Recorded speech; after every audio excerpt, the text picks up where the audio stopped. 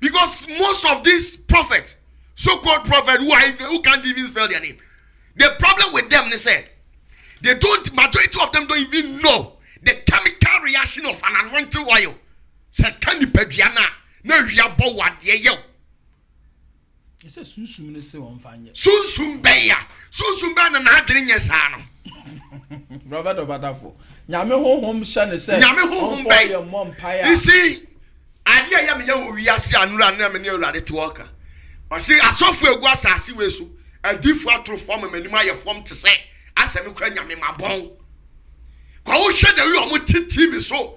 The ebi to Bible ni nam in kwantwoma ase ho na hwe da wi ebi mu kasa it looks as if say onyankopɔ kra woni nimde ase nyame kra wabon ba nyame ntisa o nyame difo bia waben nyame difo be de wabon kire me would you prove me Moses anko Moses we are master. Let me tell you, I don't have masters.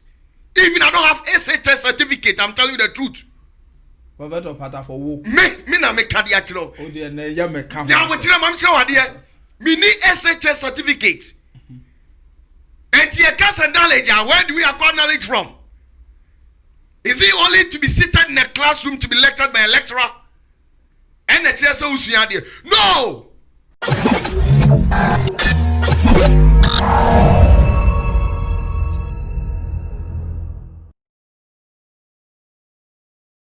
Jiri herbal mixture. Menyano, me 3 points. Jiri herbal mixture. Me 3 points. To forfan war power specialist herbal clinics. Abisuafo mo bibia kwa baba Kumasi online television abadwafo hampanfo na tenase the CEO Danny boy mo tenen catch onko baby o kurema o boy adwuma watre abodwu se ne mu edu sika na ba ti abodwu se wa hyada me mu edu aseme de no sana minu akofipoku abro no makofi eno o se matade na efe bra o hye bibi se ya na ma yada oburuta kofi nya asenka o me da wase Abusafo na nsama ya de ba no eni susu na nsama ekoso Ghana ha na abrochefo di bi sa ma ne ya ha no eni susu ena nsam no doso prophet OPATAFOUR sam na make say prophet abetna ase prophet ya memo akwa ihu wa che eni brabo ntina nsan on sa me shada mfro because nsama ekoso Ghana ha na ehu de na ba de nsama ekoso pa nyame som ne nyame djuma ho no Ghana ha no Araho. Prophet OPATAFOUR nyeyizo. Enyeyize. Be 2 weeks ni ma hada ni sa babia obi ami ya on fa hamra. Because somewhere ekoso ne ye hia.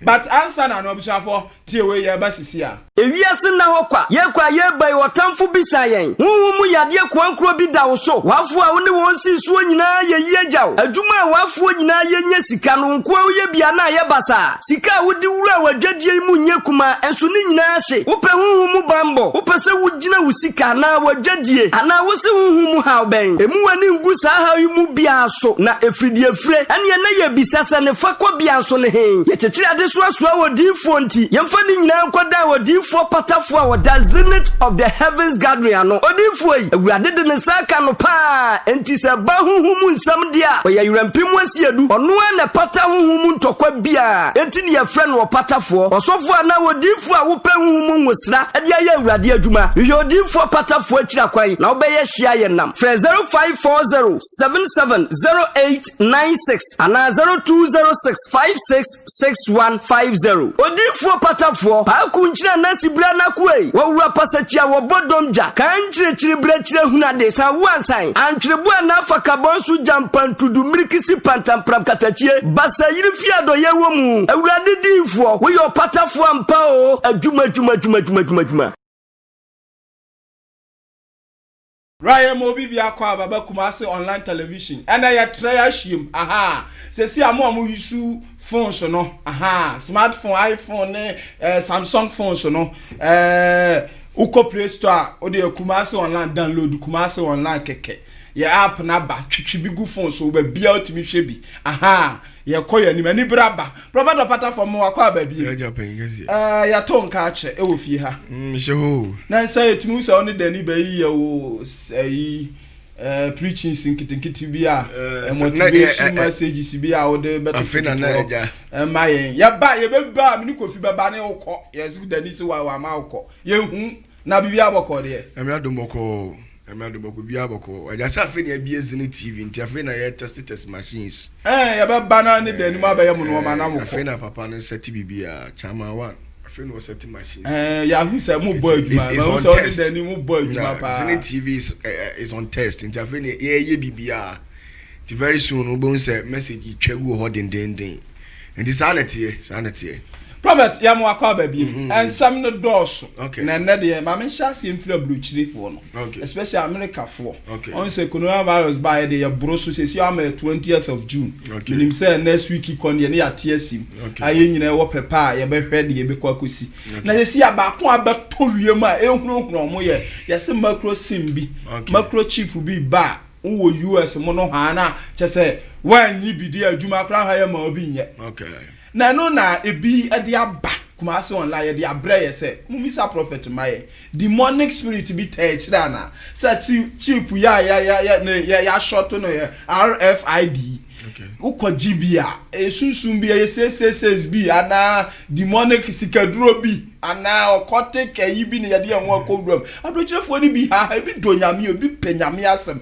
bi pese osum nyame ko awieye sa asem no prophet OPATAFOUR sunsun bi touch de wadaoma eu mechi bibia especially Janet mechi onya misra baby a me kra me rafi auntie Jane sister Janet my sweet Janet me sister ba ko peno no on see ya for ma die nyina mechi a no amete nka sister Jane baby a obi a mechi a papa ya misra no ontre wa him ma me on fa na on bambo nto so mechi US UK baby a obi a OPATAFOUR mechi a ma dofo what time so mechi a na eno so baby a obi a chiao aha wonder UK na wo mu nyina ya chiachia mu nyina prophet yentio me da say easy with the issues of RFID we microchip we it's something a Bible didn't can prophesy about it and definitely it will come but Bible can one say ya can one some that Bible didn't can one that on say RFID we know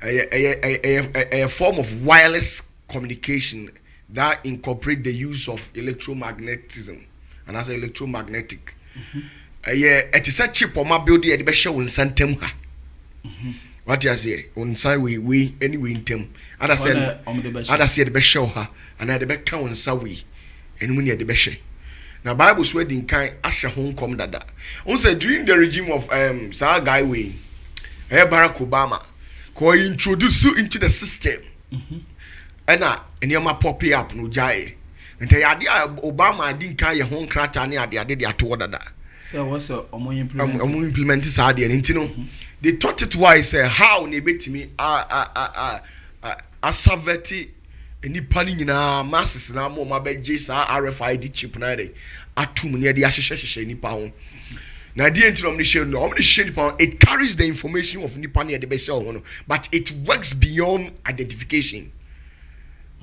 It works beyond identification. What unse it is a chip ya you can say fancy mobile money chips ya bay. You say our merchants, subscribers. And the subscribers are not benefit like how our merchant for a day benefit Sana sa RFID sim we because wo bibini out here be brim had there. We only any idea be the only say bruni the way a day. Abba and why cooperate with the use of electromagnetic and we use it. What you say now a carry information to say the ID to say the West African ID Ghana register even so be near program with your information but it works beyond your information and with media control human life. Ababia will be able to access one who say any panel who join the that is why I introducing new installation of network you can say bandwidth that is 5Gs now it's because of this RFID but as idea way so no a beba compulsory so 1 GB a untimi nton ade na untimi nton yeah No boni bi ten. So we see be it bears that 666 code no. Ewom. Ade anye Bible account say o gibi pe which means unu nyame ni twaka. Hey, dia ba no. Na yem dodo na wa blochira o ye ni adwuma ye wan nyi bi so anya adwuma. Enu ntina Bible ahye ho kom say ebetomire bi akwasi buroni asase na bedam pan onipa bi antina ho bi nyina bedwane aba back to abibi mam. Efi so onyankopon be soma me abefa bibifo aba back. Bible ne kan. E wo Bible mu. On say prophet OPATAFOUR. Yeah, you befa bibifo. Jesus do feel say I'll not come back to Africa no. Then no I comply with their rules and regulation. That is the RFID no agi. But who jibi susu oni nyame ni twaka. Prophet OPATAFOUR. Who jibi oni nyame ni twaka. Oh yeah sure. Yeah, oh man, I mean me to food wrong when you. Me a learned person. Business. No. You see, listen, alongside the lie, you people are thinking so it carries information, so definitely it's like we use ID. They said they use ID card. Now I call somewhere. They say, "Where's your ID?" So instead of saying you ID card appeal, now it has become in the form of a micro SIM. You're implanting in your skin, so you don't carry ID card along with you anymore. No, having been out the account. Very good. It was Susan spirit. She see how many uncas or what are some of the Pubumu Yamantamon. The entire US for implemented that rule is because say. Sa spirit no obe back sa enkrofo na mo implement sa de sa principality ne time so if you say nyame nyamfa ne ma on say akase onyame tumi no esube bie he say ya bua nyame tumi ne so ene na apam ni nyina ye de esi o ye mie so he say onyame tumi ne na apam no so bia afa na ne ye befa bibifo de o mafra abrochire be kakra bi no ufra abrochire obi an respect obi em na ati abrochire so a be kakra bi abrofo no be back to Africa to beg o besu dia kono no dia besi no dia me kan na bebam nya de obi ka prophet OPATAFOUR yes dia me kan na bebam oh enti I say wo hwe wiase nyina bebe onyankopɔ tumi wo ene na apam wo na hefa amen what you say ena eyo country ba ko wo wiase sisi a ena ho ne nyame tumi ene na nimunyam ene ni na ho de na apam nyina wo sisi eno wo hen Ghana ha na eni Ghana Israel kwa de nyame homa firi odadada enti ye wan ewo Ethiopia yeah. Ahona sesi nyame anu mo. Ahona nyankopɔ anu mo nyam. The tumi ni na basa. Ene na ho odi nyina wo Ethiopia kuro no. Adentia. Ahona currently apamada ka ne wo. What you say? On say Tama Solomon ene Ethiopia hima no. Ewo ye no. Ethiopia hima no be develop knowledge. Ebe hunu say the entire Israel man no ejina ne na so no is because of sa apam adaka no. And this apamada canon out of the covenant, it was so who's studying it carefully. I won't say it possesses the ability of plutonium. Because plutonium, one of the most dangerous substances on earth. Didn't obey in Saka apamada canon. What you say? It onyanku pokrano prescribed say before a priest will go nearer to that act of the covenant, or prescribe it as some kind of atari ayen yen fan come otherwise how plutonium power no a penetrate ura mu a shuttle system down na kun what you say enti there was some mechanisms be a power enti tama Queen of Sheba Ethiopia hima no e free Solomon chain no buy no o shada be yen ho so yare na onya yare sa because ma Solomon fa omo asase so anyina no de no odo no na Ethiopia hima no it wani Solomon ba penyin no osoma ni free Solomon Ethiopia say onko ni papa Solomon nko kanchire ne say o yare na ne hunya di ne hunya ne di enti onfa pamada kan ema no no onfa mesi no ne nsa ne ale no wi osa de bebre no to osoma ne ba no buy so many miles from Ethiopia to Israel. Can think about it and now obedru na ne papa kanchire ne say amada ka we die me de man ko a enye yi enti washa asofo mpanyimfo ni wo mu na we hye o nsame de me yo hena mete o man na no de meka wo mu de bat me mpanyimfo ansan ase a enye enti sa akọ ka kire o ma me say wo de me ameba na ma behwele bat mintimi mfa apamada ka ne ma no ti during at night abra Solomon ada no o ma ne papa nsa ma ne bore te ne papa no nsa ma ne bo e no call priesthood baby at apamada ka ni sim na so pan no o mu chi no kun no alright ntino me asofo me say ma mienu nsam wo no me ba ko no ka no Ethiopia ba ko boy no ekum wo hema ne ba no kum ba ko no and no fan atar na hye share no de kwa apmadaka no fa apmadaka no de dwane freeze right no de buy Ethiopia. What do you say? Enti before sasa RFID chip we be adwuma no. Sa apmadaka ne be su be say freeze right. If you say the reincarnate of King Solomon will come back to the earth. I ain't chip obeba. Obeba but obeba betna akanmam. Na the revelation span are there by you. OPATAFOUR. Yeah, obeba betna akanmam. Solomon besa babiem the reincarnate of Solomon will come back to the planet Earth, but unreside anywhere in the planet. But obeba betna akanmam. And the bema akamana konya no mahini atre wo wiase akonya bia ntimi nso nsina akaman no sa no mo akonya de bekwa akoye. Why? Because Solomon beba King Solomon besa the reincarnate the spirit beba back to the planet Earth. Nti hono and RFID we no ayesa the wireless form of communication incorporated the use of electromagnetic no beba out. Nti hono na abrofu no be hye se upewu you have to be implanted with this micro SIM. It is I would deny say who allow there, then definitely you have to come back to Africa. Back to Africa. And you know, majority of Africans need a time is coming now. I could see Bruni assassin so you they will come back to a BB man. The Abanono. The Abanono. Oh, until I want to be the TTB sa the attached no. Yes, see. Nyama, say Solomon nyama because David in coin better than Solomon aba. Until home promo video mo ye and social media no ye. You see, it's something. Yeah, it's something on the way coming and abrofuni. Nyame to me ni broni bi asase so. Broni sase bi anu wonu nyame to me wo so. I say Israel broni kuro. No, Israel bibi ma mo shada na ti Israel for come because Jew for no mo na chechire America. What is no shada no mo to and now kwa say Israel nyame to me ni ho. It has become history. Okoyes hana na Yesu da ba to me bi anu ho. Okoyes we ni Jordan hana ebo Yesu. Ye ka ba bi onyankopon to me aba. And into that every world meeting bi anu on be held no. Yes, let's go to Addis Ababa. Ethiopia. In the history of humanity, there is no king on earth Queen Elizabeth about to before. Only Emperor Haile Selassie. Because I didn't they know the secret there. Yes, 2 million in a casino in Emperor Haile Selassie. What you say? Into Selassie back directly from the descendants of King Solomon. Into Pompo or Yamidis or bound. And I'm going to possess the covenant. The ark of the covenant right now. I want Ethiopia CCR. They shall sorry down back once but a baby here, I'm telling you the truth. Prophet of OPATAFOUR. Yeah, when the reincarnate of Solomon comes. Prophet of OPATAFOUR. Yeah, Yahan and Quanchaka me boy. I can for tribal back one. Solomon be pew.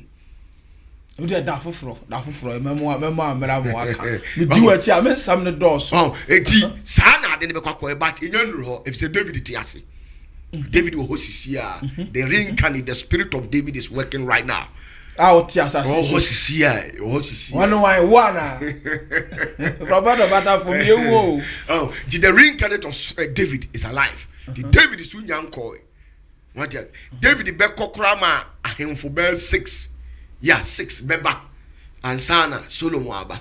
Until this RFID will come, it will be forced on people. You be implanted when you pass in. But in your time, you know, I just who said you chiafa Ethiopia so. I'm a mother can from Musem and sana Sadi we beba out. They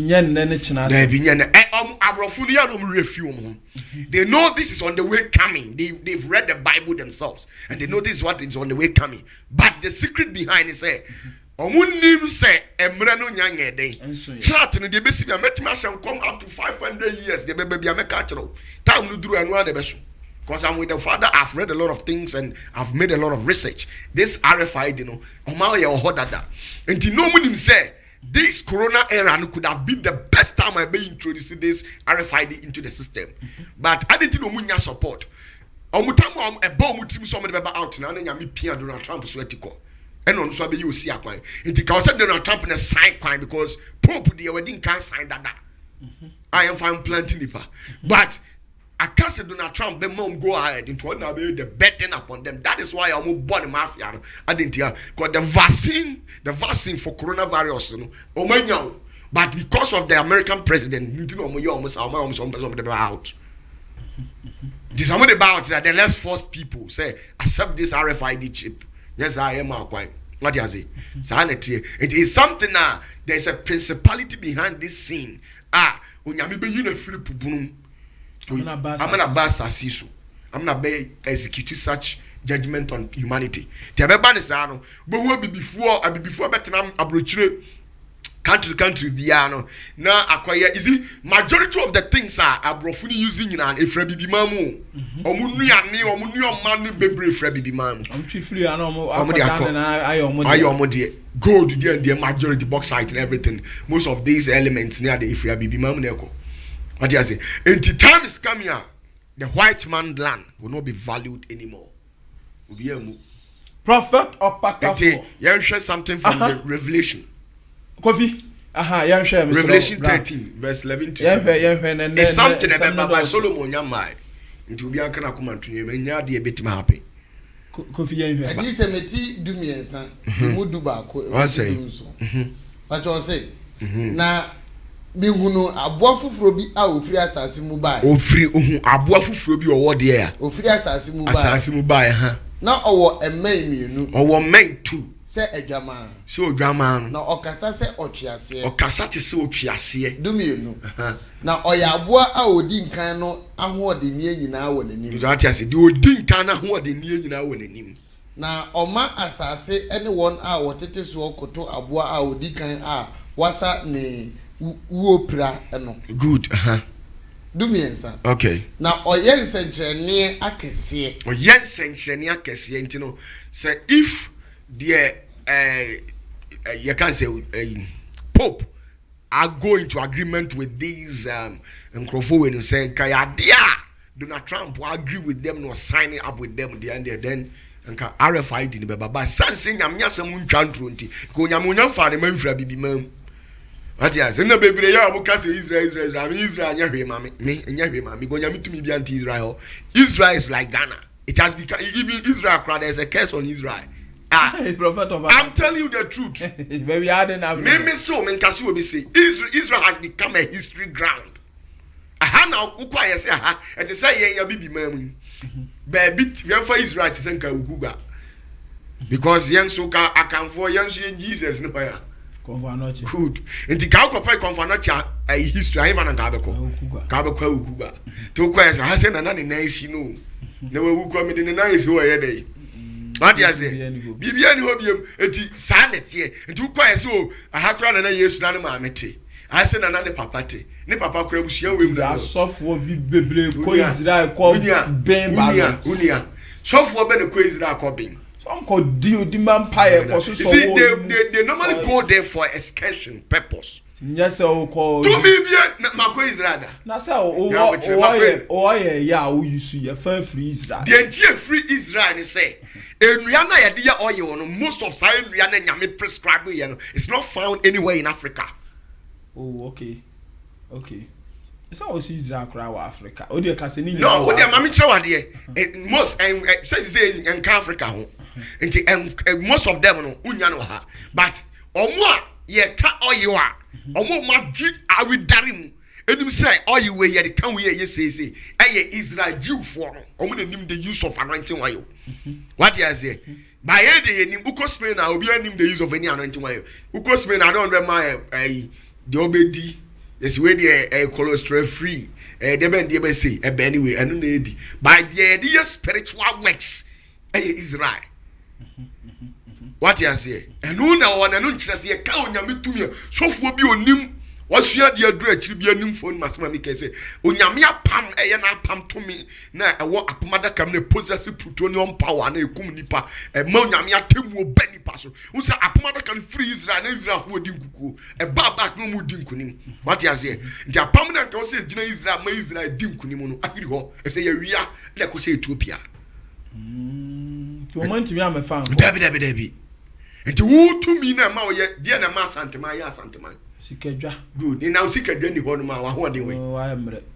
ya make na tia se enti ka santemane de ke beba yesi we ahana no wote kokos wote dada o se twitwi ahana no ye dey na najima prempes de otosu mienu odi odi kan yo ahana no wote sa na se Israel aye aya abakosem prophet opata to aso ne hwade dumiensa no awie na oma ojampo free soro eba asase oma ojampo free soro ba asase so awoni panim dunan okay na nsenchene a wode ma no se onye no aboa no anim nti odaada won a wotete asase so no good o ka kira asase so tefo no se wonye ohuni ema aboa ankranta epra no na ote asibio good dunum na wo ma no kwan se oma aboa no honi no honhom okay na aboa no honi no mpo akasa na wama wakum dodo a wankoto aboa no honi no okay to aso dunsia osesei na oma nketwa ne akese adefo ane ehiafo tieni o nketwa ne de ya akese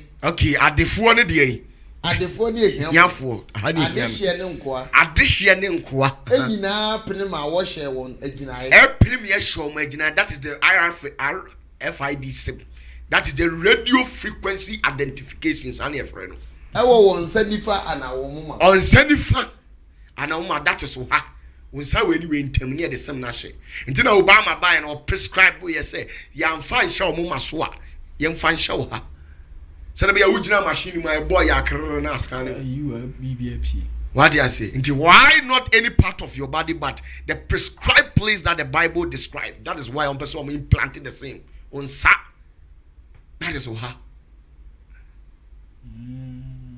what do I say nti ebema and some of Bible yeah nti ebema nkwala wanyini o ushaw wa akwala nye before so be mafie ni implant sim ni bi I show system ni dada tebe tomire bi no wa wanji bi no ntimi nya adwuma wo abruchire to aso ha dunso nanso obi ntimi nto untimi nto anase onton untimi so nton you cannot buy or you cannot sell anything gidi owa aginaye no this is the word why because we will switch the digital system where you will be paying with diggers but not paper until one says be pay 50 cities then magina how no bu 50 cities na gu mi mu am ko so these people want to turn us into robots. The we are say ko no. The we are say no. Nti aye sim ehye ho. Usika won sem nyina. Because if you don't have the sim, they will not allow you to use mobile sim. You can't buy anything. So it's just that you live in the system and you be the combat. E kombe kun kura e kombe. Nti one na come so mun fa bi kura shima chi mami. Na me nya auto. So this is what is going to happen in the Western land, but not in ha. The Africa had the incident. Omo abeji bi ni yo omo a ombeji atum say we want to because that is the time when Nyankopon so be kire say onu ni nyame wo tumi. Hona apoma ka ni mutumi ni bepie. Ni ehuma enipa ma be hu. Nti honu na Solomon aba. Nti wa ahemfu wo mamtro say adehye ne de ya. Adehye ene nkoa. Yes. Timu amutiti ahemfie na wanji RFID ya unko America sisi edu si akonya so kwatra America kra mai ti wanji RFID ya onya dai unko satam na Solomon aba but obeba e wa kamanim tribe ba ko oba betina kunya be kesi ohiri bia bedwane wo ye hwan ye obedwane akoho wanwane ankoho na asembeto that is the nam kwamu ba ye ba wi ase ye ba nti enuru ho no na you can say Ethiopia you're shutting it down. Yeah. And this radio frequency identification is coming. That is why it's an electrostatic coupling in the radio frequency. Using electromagnetic spectrum to uniquely identify an object. What do you say? And I will be a boy. You are quano, but Jana Koshabridge. I say, Prophet OPATAFOUR. And it was last 17 or say. Ana abuani din.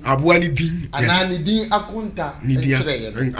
That is the 666, but it's being rebranded in such a way. Say, if you don't have in-depth knowledge in the scripture, you go by them. Until now, young boy, you when you know. I'm lebi baba. Oh, wow, beji. Why you be on to me to go? Go now. I don't do nkwa. No bechi awe. Go crack bi anywhere. Obeto koko. Wo hatane wa.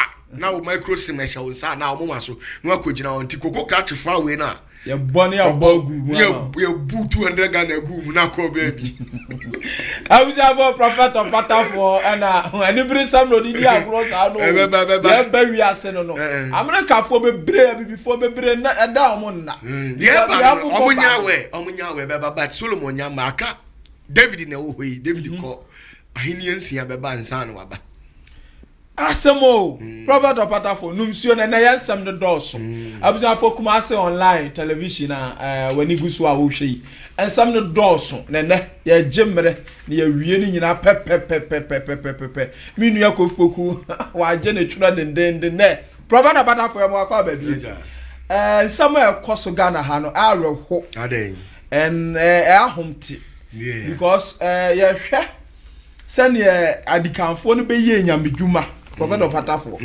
ebe ye nyamedwuma de ya kra ne ya pe ye nyamedwuma ko gina Kristo som enade yakoso wa Ghana ha sesi currently de ehu abufu time sesi asofofo na mo nsem gu apawa so okay free say coronavirus iba yi ha ni ye fi san ka asofo na ye nya ye bedi ama ya le de enti se akọ se no yi se asofo na edi anim gu ase ye be gu asofo anim ase abeso pa asofo atete nyamedwuma de adu ni de ehu prophet of OPATAFOUR enyehu baby adu ni se asofofo ye se enkom sha mo hye anyway me hu se ugina ina asa hyehye ho prophet of OPATAFOUR mu fake miracles send enkom sha mo hye ina fake and somehow proba no muhammadifo ni bi o na pie kansam ani nyina tese sofu bia so ba boso mini sofu bia ntimi magina mu se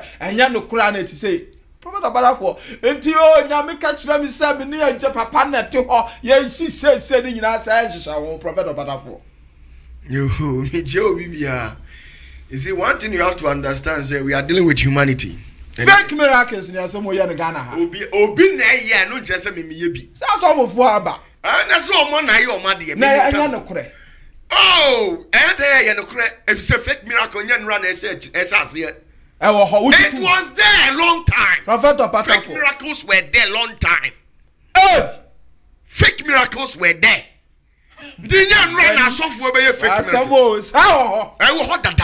Entinya di say. Oh, WO you see one thing that we have to understand say, my problem is why should a pastor fake miracles to deceive congregation? Why?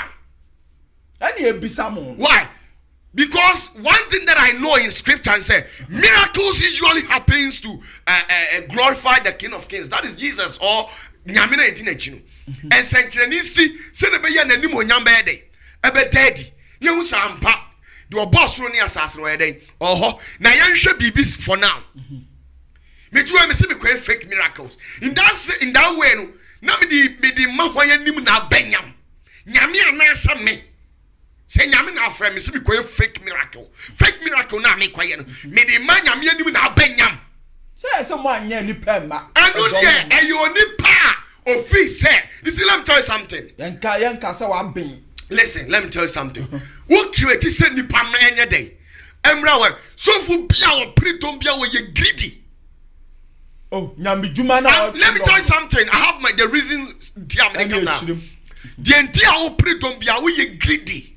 I'm telling you the fact. Why? Because it is never anywhere in the Bible could they say you will win souls or say, Mametri me dumb. Me and I'm a me the end. Now some are doing prunti me a day. And keep for so, which necessarily means say, what do you call someone? If the people who have been listening to you, if they found what you're saying relevant, they will come to you. The way you go for miracles, how many parts where this happening? There is all fake miracles there, which means you have using the kingdom of God as business. Oh, you are doing your business. Samum. Get in your business. You're to Nyadwa. And cram a baho. Now, you are new some of those. One day, it's fake miracles there. It happened long time ago. And most, I must confess, say, now we are so 4,000 years. A moon 999. A fake miracles. Hey, prophet of I'm telling you the truth. When it comes to It's not only in Ghana. Kofi, listen. What do you carry? Listen, it's not only in Ghana.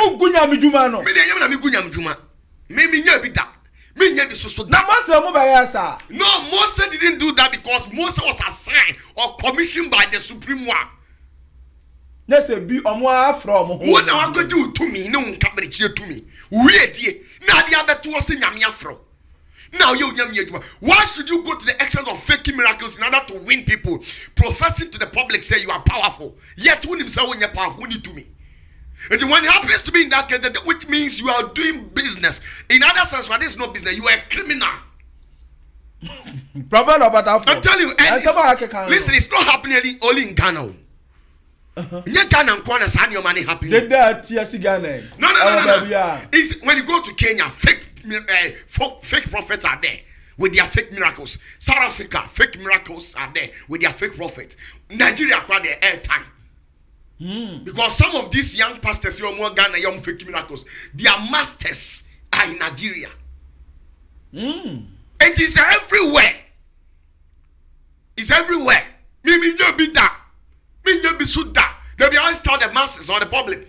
So see me no why yazan that say OPATAFOUR me no want to show be there. Come out and tell me. Me start to say come you know. I was young and son and me say my son conflict te be pem ne nya reach you. Obi kwa nya say me nya be 4 5 6 7 years ni. Enya no. My son come bebrebe me baby mentina bia na me jam legacy wo. Wuntimi nka chem say my yazan da. Not even catch us some fake miracle. Me be done in that case, the definition for miracle. Yeah, miracle. Send a baby young couple munyam. A beted. So what you say? And to say, yeah, mindful. Near Kakadia to so be into 2 cities. No, I come on 5 cities. I didn't know my 5 cities. So I be only probably praise you and I be a babu abasu. Do you know? Now, no, Yamin also what miracle ever. Why should I go to the extent of faking it out just to glorify him? To office want to be sent when there's no need for you to send me. So I just say, there are false prophets in the society as I speak right now, and these days it has become so rampant. They are there. I fake pro. And they hard gonna cry. Directions ya obey. Obi to me koka say, blue, green, yellow, brown. Then say Kofi Kofa video be free Central Market. Yeah, you call a car oil, yes, we na as of phone use. Na ko hebe bia, yes, 31st Market, wo baby, Kofi Kosis abaye.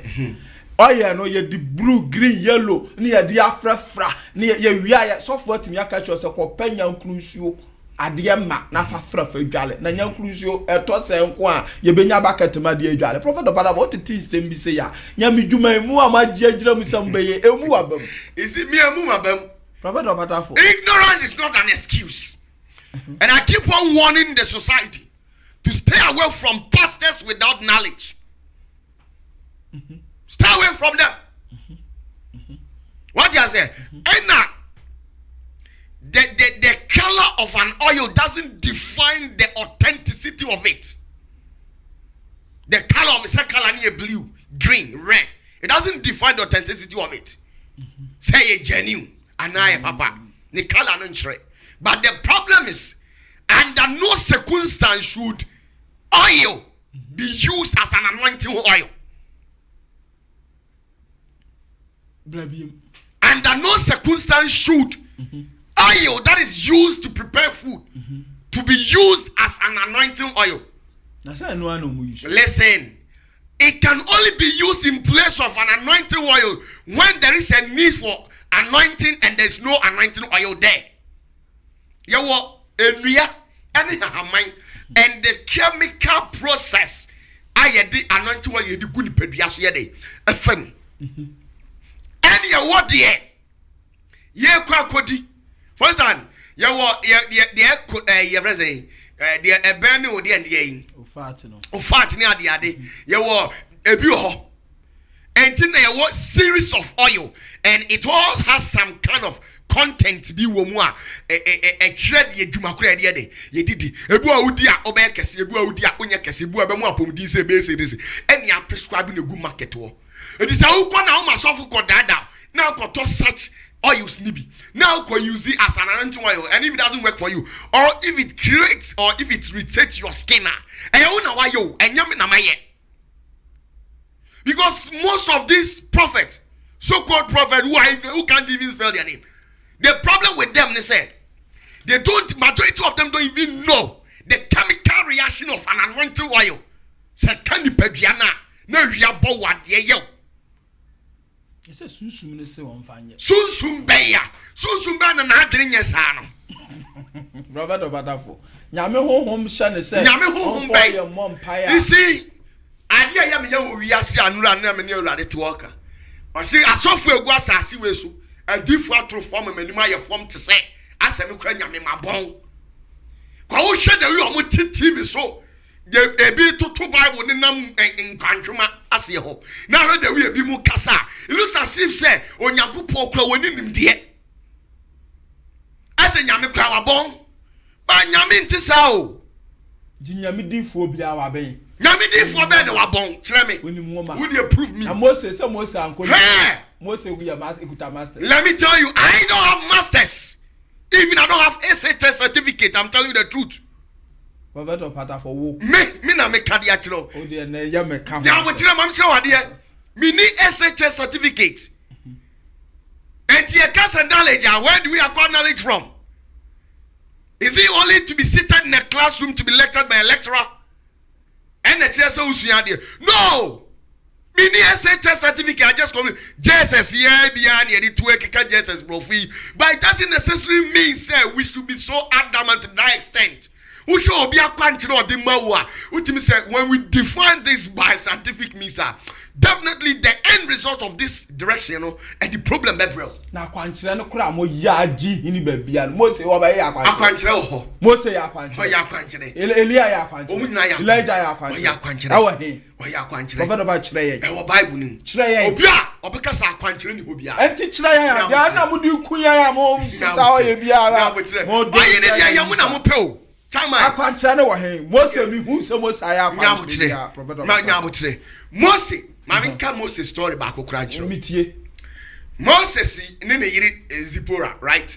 Ne yiri de say ne yiri Zipporah sa baba wei eya baba wa tama Mose ware no unse Moruse the spiritual father ba no ware no what you see what titi media sofu na what titi Mose no ne baba anaja Mose ye dey e ware no and the Moses church members dosu entity anie enti one day na media sofu call Israel say okosra Mose no wote de niema onyame nam na asebe ma so aye no Israel in fact you mam kwatia ma asebe me no fa me tight ntoto so odudu kan so de kotua ma Mose onu yes of pain no one tete Mose enti okoye so okosra na okoye na Moses kwa asori anopa ahomachi 5:30 nasa ahomachi akwanchira na o fitete okwa sorry ahomachi 5:30 okoduru asori fienu na Moses the members 72,000 congregation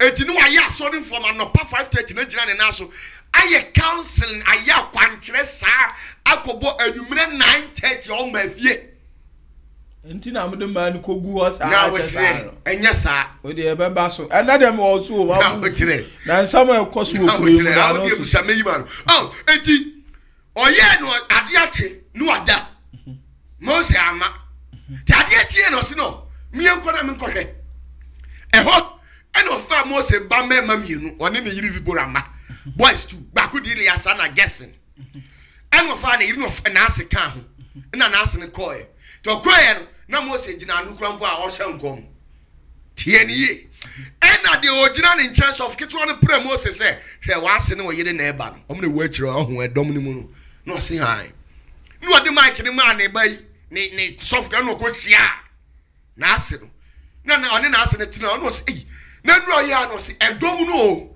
to ono po na ebe kire Mose say da bi cancel ne te so dom no do so do ebe ya fa nipa ka ho no omo so ntina se enti se bia nipa 10 na wa impact gift ya mabako no so age sa nipa 10,000 no ni wo hwe omo na wotwe bia na wakofa omo so nyina na wahwe omo asasa enti won na this ideas any advice near them e bae to obusa na asini busa na den ni pos nyame mba iba me ho omo obi benya problem eba me ho aba beji akwankyere diwe wo chureni oh bible nim the most say the okika no ana atisem aba prophet OPATAFOUR it is in the bible person me the okika no we there say na kofi ya we bible nim ya wo tere ajan da sa no bible akwankyere wo osin ya me da kura ya me da o mo se ho no ose na mamu o akwankyere ya wo mpei no abo nka me mpeo ba mo se be ye bi sa na akwankyere ho abo se ma akwankyere yes ho so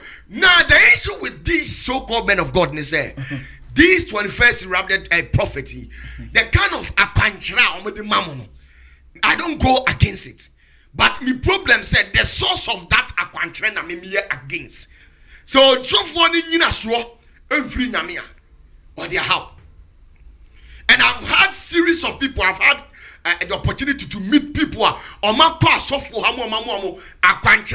when you define this direction with scientific means you could see clearly say or so for at the end of direction say yariwo money pano or ya akwankyere na obekwa why because there was this young lady na adiagun who man is set in skin asay and for whatever reason or a nurse ni bema bi antimi nko no no ko nya mistake so ko bema oba o see the power kwankyere ba ko akoye dabi na ne ho said dada I said nyama kuku no ama ne ho apro ina ko sofu bi ho ina sofu ne ka kire ni say onkonkosa eka like gata mu nsuo oh no fa huru nanim baby aduru no listen to it oh yes pa Ghana friends to fire oh e dey ye fani din to ho mesrew sofu ne ka kire say onkonkosa eka emu nsuo no fa huru nanim and this sickness ada oba so for quite so long ina onsusu opese wote ne ho yes nye de ina okoe kosa gata ne mu nsuo no ade huru nanim no ade dware ne ho nyina se beko 3 days ade still look at it. Let's define the gata mu nsuo by scientific means enye me person obe boss ko na enye yaho ina osa ko so fibo so fi ka kire nse to mi no di akire no odempa ba honhom no ochiri sperms to no asofo ne di nsisi mu nsuo be ya akwankire na ma no onya body wie se twam susum na dwane obedwane ni na America asemu asofofo abai na den no shansam na asofo ne kana get a little bit educated and that's often ignorant or illiterate to already 70 dinos no Naki so for so a link in the same say who say nya kwankyere baba no akoyi picture wa pile omu nyina ye ma so hu we marry no or Amsterdam we or Belgium marry no we so for the so nya papa no maybe nka so nya papa o I'm not here to judge let me come at you say na duana ba na eso na de be hu eduakro enti oba mo me ni di of narrating the story no na so for na nioma a oye ne yema hi eya me ya say odina ko to that extent in am say eye principality you have to be delivered and they deliver and who aton wa ware sisi am no kase now realize the case obi susu kura so akwa asori okwa asori a akwantre ba ni say on sorry ahumati no nso cement blocks 3 onyina ho be 30 minutes na nipa oye ni kombebu meti wana miama sorry me say ACC you miama sorry dem o zenit ho me zenit ho miami teacher ba kunya o hoi wo ko obi asori a wo tena de oti anya ho a o ko obi asori ma nipa ka chen say onum ID makuma 17 a day now and never sorry and you never man now when you sit down now analyze it, some of these directions what taking a bin num ni bebre ni nyina oh say so fu bi can say my guy be onum na me blame no say so fu no akwa no oye greedy pebre and you was onum vortex I say onum vortex at that kind of 22 dako na de o ye bole me so fu no so agidi o You see, the problem is the directions they give. I'm not against it. But the source of the direction, our country is there. Me my country be the member be a time my me nim konya bia each resonate baby a. Media you fasting, prayers, that is what I believe in. Obi o wa bro kire bia masa, say me why you na be dia wo ye utwum, we are down the be bompaye because me be jem konya bia nkyere. Me catch will play. Either over 7 days, 14 or 21 days, and they are watching me, they know what I'm saying.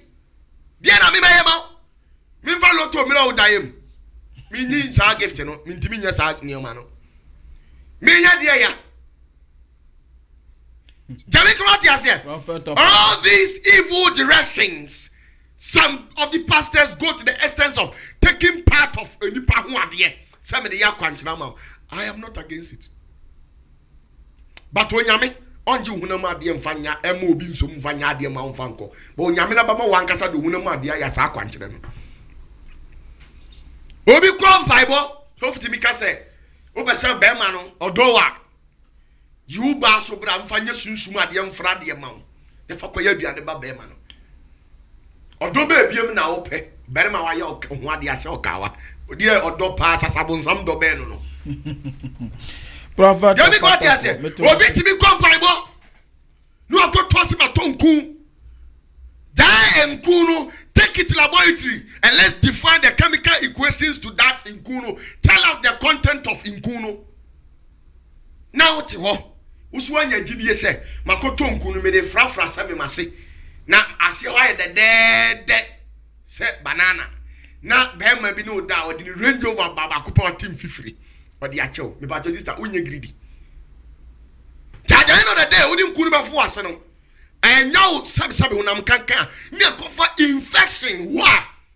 Because it was not laboratory or chemically approved by any food and drugs, but they are doing things within their own wisdom and knowledge. No, the amount. It is what problem with skin and now hunam was me the I am what the now. It's all gonna go problem and don't say you false prophet too. Chama, me tonku me nyashe. Oil na me use oil no so me using me define with the biblical content. Me use by any oil be amfanye way. Oil are prescribed from the ancient days from the Bible. That is why I make reference right. That is all. Prophet OPATAFOUR. Na de ka ho biem ye say monkoa na asofofo awaba every Monday ecosis the Monday da bia mo ya asole nso nya 1 or 2 hours o tete ye koya asole 1 or 2 hours ni abafie na wo bibi akoye mo de obutimi obi ko UK kro timi koduru na asole mpon Prophet OPATA ho be kwa no. You see, the problem is the duration of the church will be defined by the activities of the church. No, the activities in Kwa. Sorry. Yeah, prophetic service. And with the issues of prophetic, you see, sometimes the activities and the number of congregation you have. So what I say, Obi running 2,000 members. Or your prophetic service.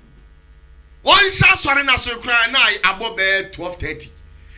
In Congress, say no be sha yarsa say no be sa preaching say no be me patcho so timasi ya now say nyoma we nyina na okabo mu a e ma ade sa nipa nsu de bia mo ya asori ye nya asori de bia de ama de bia ya asori say asofo adoso asofo ya adoso ti bibia we de Monday Tuesday wo so de Wednesday Mr. Daniel so de Thursday na bia Mr. Kofi Suso eso ye ne de Friday you obi so de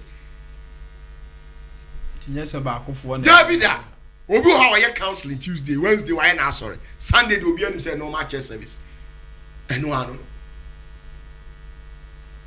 said ye mo say ye ayi enye ye na sofo ya ho nde ba mo abaso na bi wo ha enye ye na sofo ayaba ene yama ase wo ya sole yawa mo se ko say ye 5:30 ahmachi okunya se ko ya no de mbemu ayi aba na ye se wo be ka no kwa na ebi wo ho nso a awalefu owu be Prophet OPATAFOUR ebi awale o awale efe egu ni nyina fa ye si efiri mu because walefu aba asole ahomache be 5 year Mose di na obi wale for ba na obi firi obi 8 ya na wale no magu no. You see, one thing I mean say, me ko baby my bomi kuna mani patro problem ho. You see them kind of mentality. The kind of mentality that a binum timo me the compile when the mo ma wale egu. Because me asofo utina sia e ma be chichiro mu kunu ye 500. Ba chichiro mu kuna I'm telling you. But me ma be bro me me nkan. Metia tia osisi akura pa mo. So for na ye bibia na ayi mi kunu ntina fie. O ye den wa tena fie, be mo ntina fie. Nya me obon kura me na ntina fie, me na metima me na ntina fie. Me want to own this kind of activities. And the men behind the marriage, you know, they are suspicious, thinking, say, I'm waiting to do a baby, I evil. But what you say? Eti e basana or Bariman tia wariana seno, Nakuman talk, na Drimun talk. But what you say? And then who say, me call baby, I dear say, over an appropriate time. Appropriate timing. Oh, bow, my genesi ho. Obienu awatu obiasi ho. Tie, me aso ifie ho no enya obi afe ho nya me dan. Me king size bed na simfie ensi asore ho. Oh, na mo je collection difference. Collection obi a collection and no obi a kini ya say. We are software with scar, but I'm telling you. I do want to afre mu. Yeah, software bi o hwe me biara. Ofiri nyame be dia dance se nyame som nyame dwuma ne ye den den pa anadom pa bokra mfa ho no akwankyere mfa no ho seye wo nyame dwuma mu mfa no ho nsam keka mfa no nsa na nso ne ma na ekom de wo mu abesa mo muska ni nyina mfa no ho ekukuru hwi ase obi yare ye wo obi awale nkwa ye wo eye say sisi opatafo metena ma asole baba awale egu ye de babom kwadu mfa mo me so ogina chire ma no wa de eko eti nyame dwuma ne nya fofofo said you were my better TV so or would say me what this me that and I made that 15 crowd salmon boy now me will say no now me do money yes how now time how the choir continue the other prepare na me as my becano time I want for such debate prophet of OPATAFOUR me but what you say and some of the activities of these so-called prophets. So one do omodi account. Omodi do omodi account. But akwankyere de o Bible. Oh, akwankyere ho. So asole e cotton channel. Ni nyina ho. Bible ne fa he no. Oh, mi nua Bible ewom. Because see ade e konde e nya am bi mu. See apampe. E pese ehu de nyame afro mo no. Ne amoma konya amoma aka nyame asem. Be Exodus chapter 18. Mose mu eto so ni. Eti ayedu mochi. 1 down to 16. Tieni o. Na Yetro. Median sofo a we Mose ase no. Oye Mose ase no e median sofo na titi Mose no hra. Eti nyoma a Onyankopon ayama Mose. Oti nyoma nyame aye.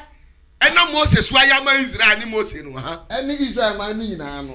Said the Awurade ayi Israel afri Misuse no. Okay. Na Yetro Mose ase no afa Mose yire Sipora a wama no asane ekoro no. Okay, wasama ne yedai.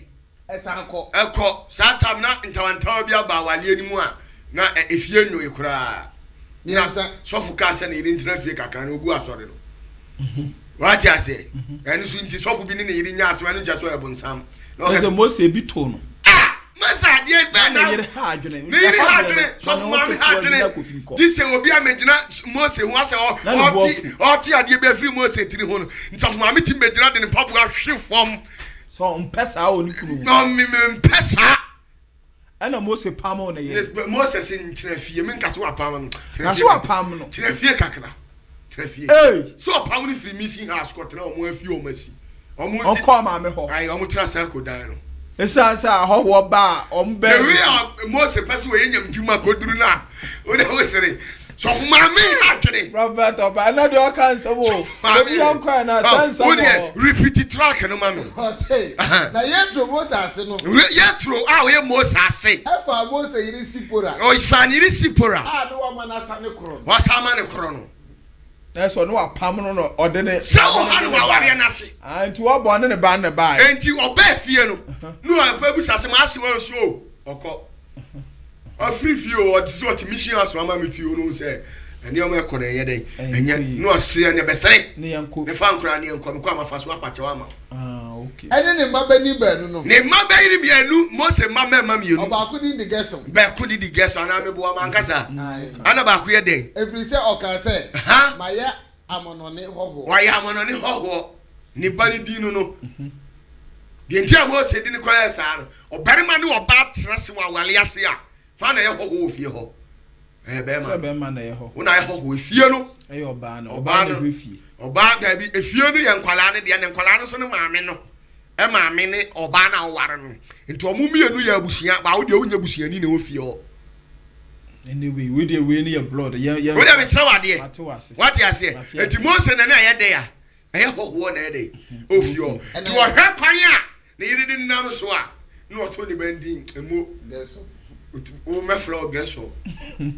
tu aso aha mayama na ne ho and no ba ko no so din di Elisa e ba ku din di Elisa every say o kan say meja nyankopon ene me boafo na wayi mi afri Faro hifa Faro nkranta to aso ne ready na yetro Moses ase no yetro no ye Moses na ase no ene ne ma no ene ne yire ba Moses nchen abra na o ya asore ya e wo sere ne so ho fa ko a wo be kire nsraban ho no ba bia wo be kire de ya nsraban me pa to nsraban ye de ya asore fie ba bia si mission house ni asore kase ya no asore na nyame atum zenith of heaven ho na asore ni si yetio to aso na wo bi ka kire Moses say ana ho na so ba ku ti Moses say Share. Wasi yetro. Ane oyire Sipora. O mama mienu. Omu na eba no. Enso. Ana Mose frɛ di ko hia na ase. Ana me se kwa bi kwaso so ne yira ya kakakasa. To mi se bi o ma bon tuja o congregation nanim.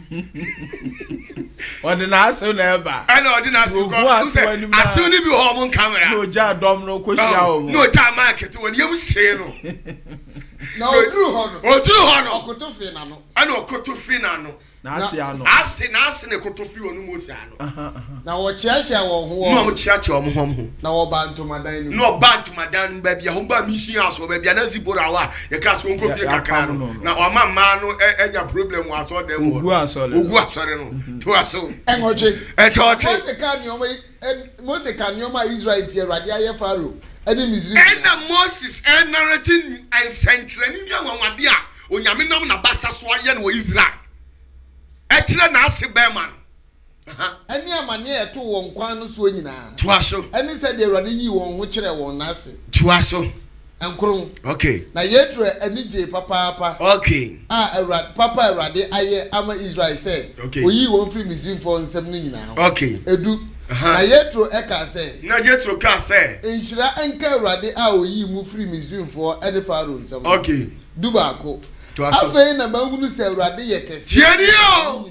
Sanchane Awurade nam odifo Moses ye na ase no ye so for say. Afei na mahunu se onyame so ho. Oye kese sire nyame nyina. Oye kese sire nyame nyina ha. Efri se. Oyi oman free Misrim nsam. Oyi sa oman we free Misrim nsam. Bre a wodi won so ahantan nsam. Bre odi won so ahantan nsam to aso. Dumienu.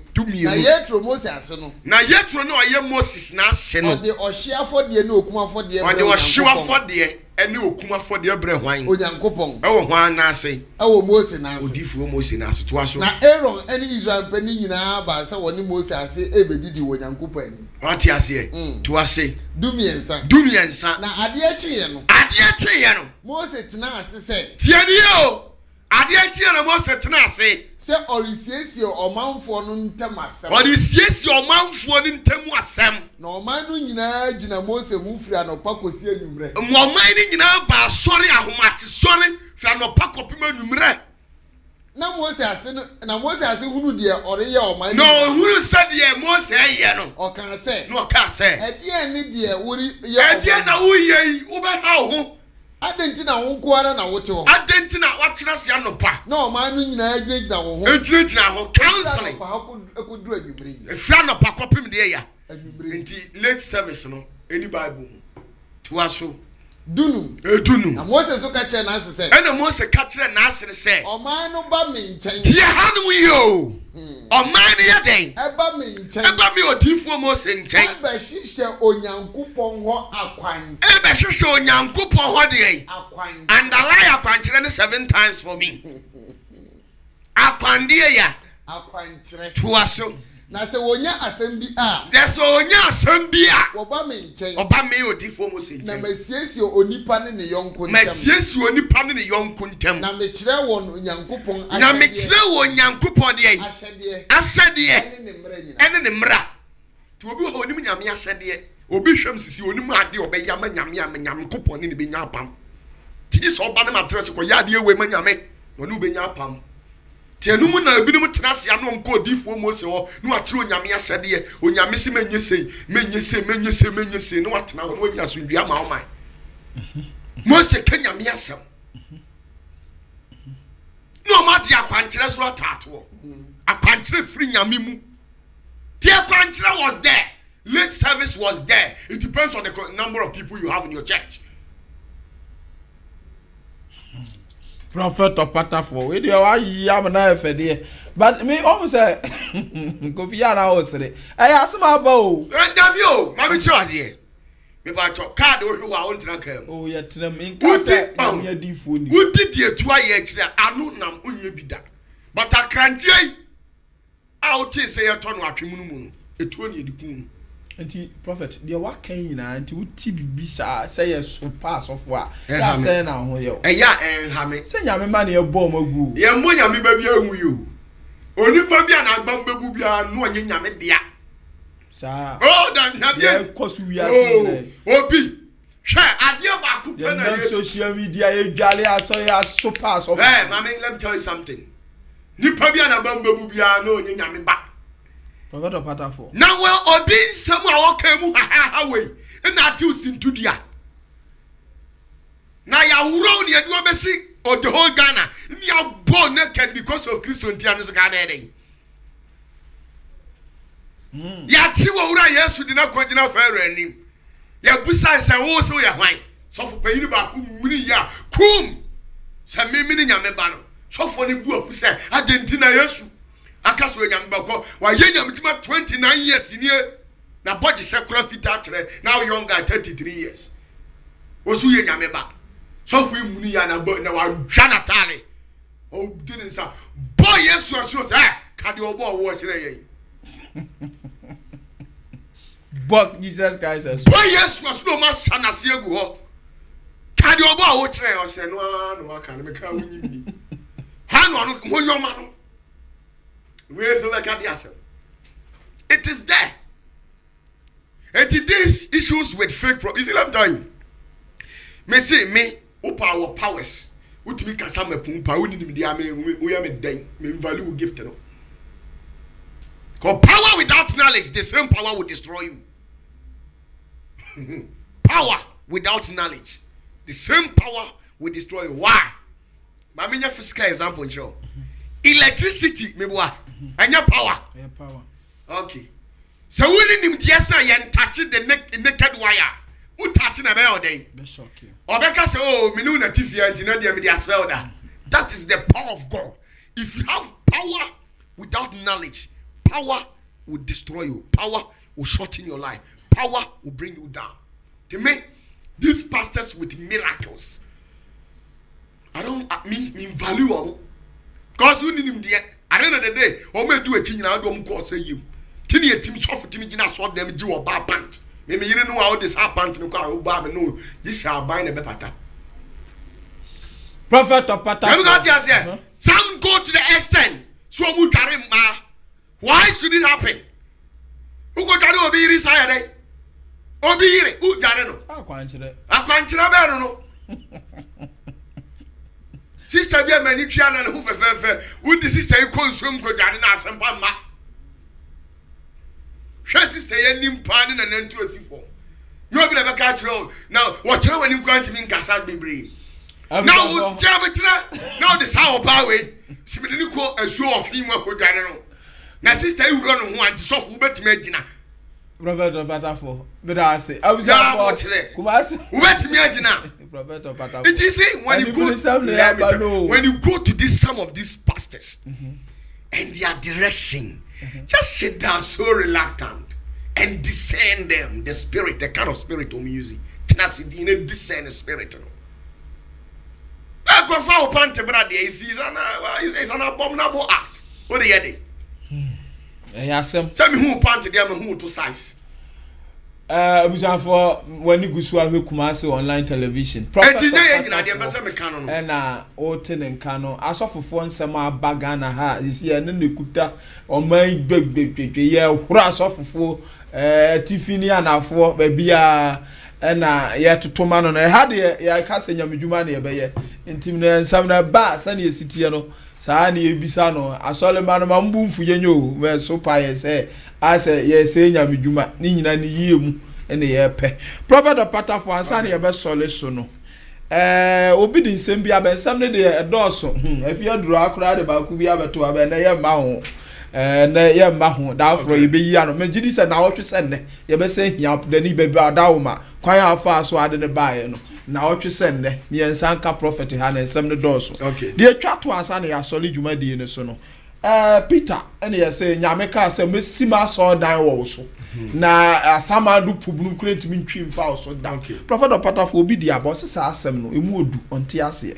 Prophet OPATAFOUR as some so gate to the end, then some trifa. Yamia some so intimate. I know some no, and home some net is a church. I think say Matthew chapter 16 verse 18. Is it when we talk about the gates of hate? The gates of hate and now the gates of hell. You can say Matthew 16 verse 18. You want can you be try there?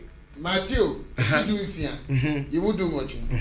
Na me nso me se wo say. Tie o se me nso me se wo say. Woni Petro. Na obuta yi so na me de masafu besi. Obuta yi so na me de masafu besi. Na asamado apono. Asamado apono. Emu mfaso. Eni ntwi mfaso da. Sa asam no ni enti wu na ni yi. Okay. Ye enti ase. Ya radio. Asamado apono na ye de ya. It's a demonic extraterrestrial system that empowered the kingdom of darkness to prevail on earth. Eye kuo bi eye ankura bi nipa kuo bi ene nipa bi omoti asase so a wiedie tumi no se ye nkabete tumi atiti omu ema oma hoden so amu be ka onyankopon honhom ase na sankofo no sa uhwe omumu a uhuna samado sankofo no uhwe omumu a uhuna samado. Why? Because whatever that comes out of them is not in content with the scriptures or what the Holy Spirit teaches us. What you say? Eti Peter and was what didn't answer na obesi na sorry one so. The eti obesi na sorry one so say. Me de me we example me ya sorry. But na sorry me to me ya sorry dan you. Na me mu and sorry no dey e wo asori ne ye nipa ankura no. But what you say? Eti sa ankura ni nyina no. Me enemy asori the pillar. Nipa bi okọ senate. Nipa bi odi OPATAFOUR ati bia no. Oye asori. Me ni asori dan me ti and oye dey. Oti mimi dia mimu. Eti sa demonic extraterrestrial system no say ebi twi fa me so a watwa ye dey. Alpha asori man so.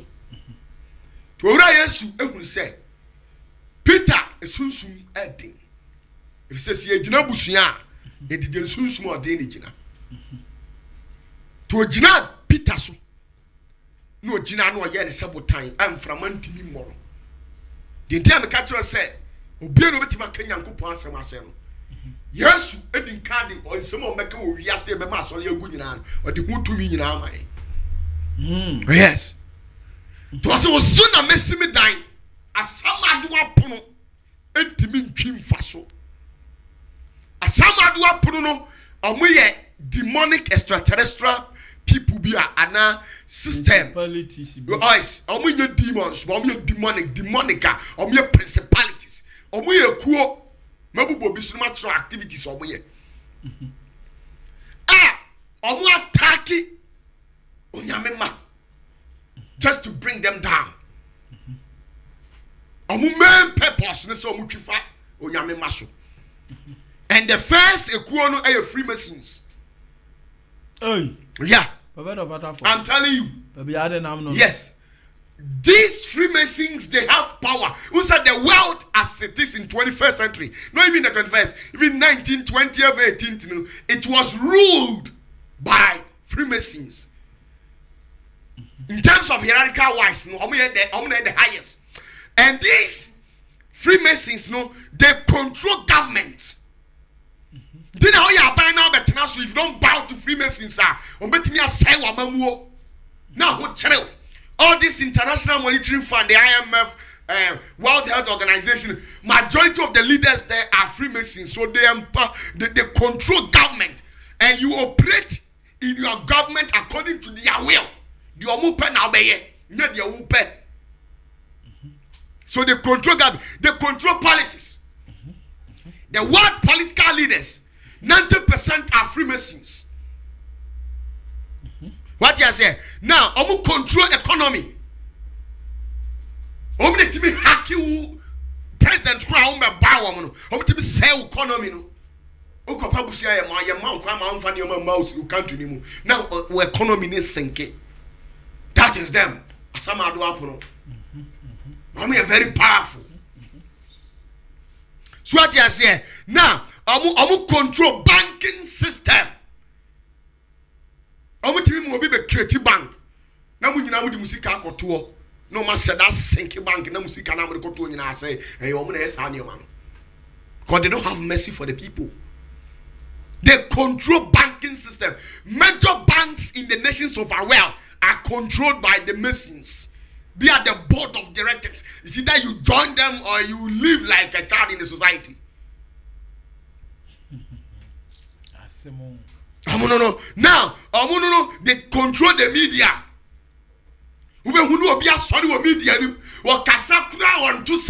The majority of them. That is how it is. As well as attack the kingdom of God.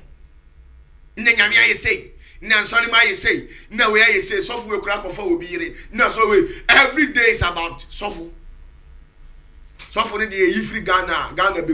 There is no news. There wouldn't be any news. So every day is about pastors. They control our health organizations. And into the World Health Organization. Say Madagascar for your drone. No matter in your almost say a baby man with your papa bit me through our. Do you know who Chessica? World Health Organization. When we are very evil. Or who chess can't come out Madagascar for us. Or who poison or drone or sano. No, I'm telling you that means not the only thing is once and for all. That is them. They are this and conform more rank. Now, I control our educational system. Also, the early beginnings, I think this year or last year, I will propose the buyer. Okay. It is them. No. Now, I will control science and religion. Some of these pastors in the nations of high pastors are part of them, so they don't preach any sound doctrine anymore. I did also a kind of why? Because he's operating under the ordinance or the authority of Misuse. The software to be kind of blame. That's why I software I will be say I software you go software anymore, I software paying for him. Why the back as we didn't see Kaya Chairman or no made the message church. What a church here. Now, Master, I'm calling you one citizen. It me told Uncle Samani them. Your Jessica Frabo, Courting Society, be a court society. atwa sika over millions of euros and dollars they are bring on I saw them call yes no kra wura saw them esi one. Do you know how omutua omo bills can come court to society be na tua mo omo nti wo we just say ye twa me nti asore nje wo ye funny so fu bi anjo. And the problem with this extraterrestrial systems francophone that the black society no we are part of Freemasons need we are a little bit good but the white people we are very evil. They will kill you for no reason. I'm not tibitina say e je yare etugu wiase they are some adwapono omono. That is them. And they have these implementing governmental laws and systems and policies that works against peace, culture, and human development. Oh, honey, I have this. Oh, honey, I have this. Higher principalities. The highest rank of all are the Masons. The second rank are Illuminati. Illuminatis, they control media.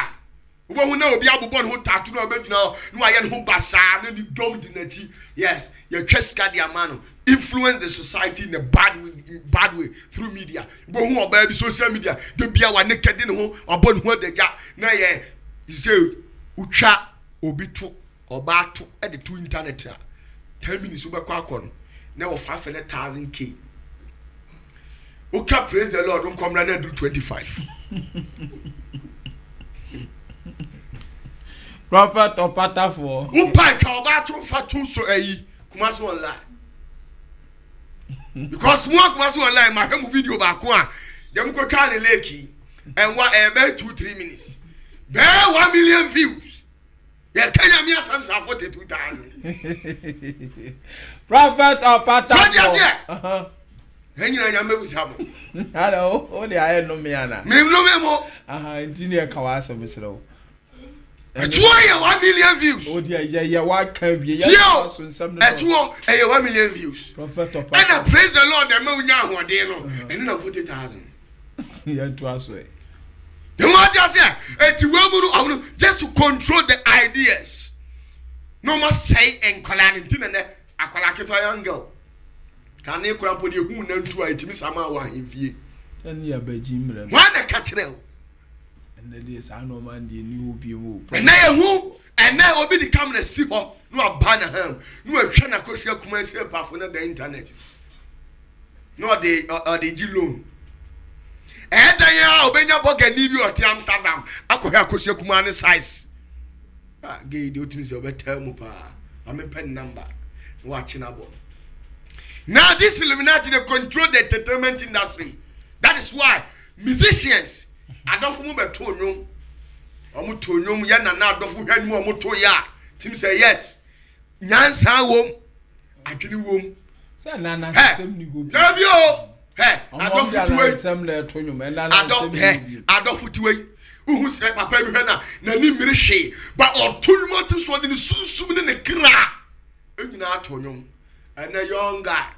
Pumembe need to be Pumembe. Hey! Beat you wunti or Johnny Illuminati.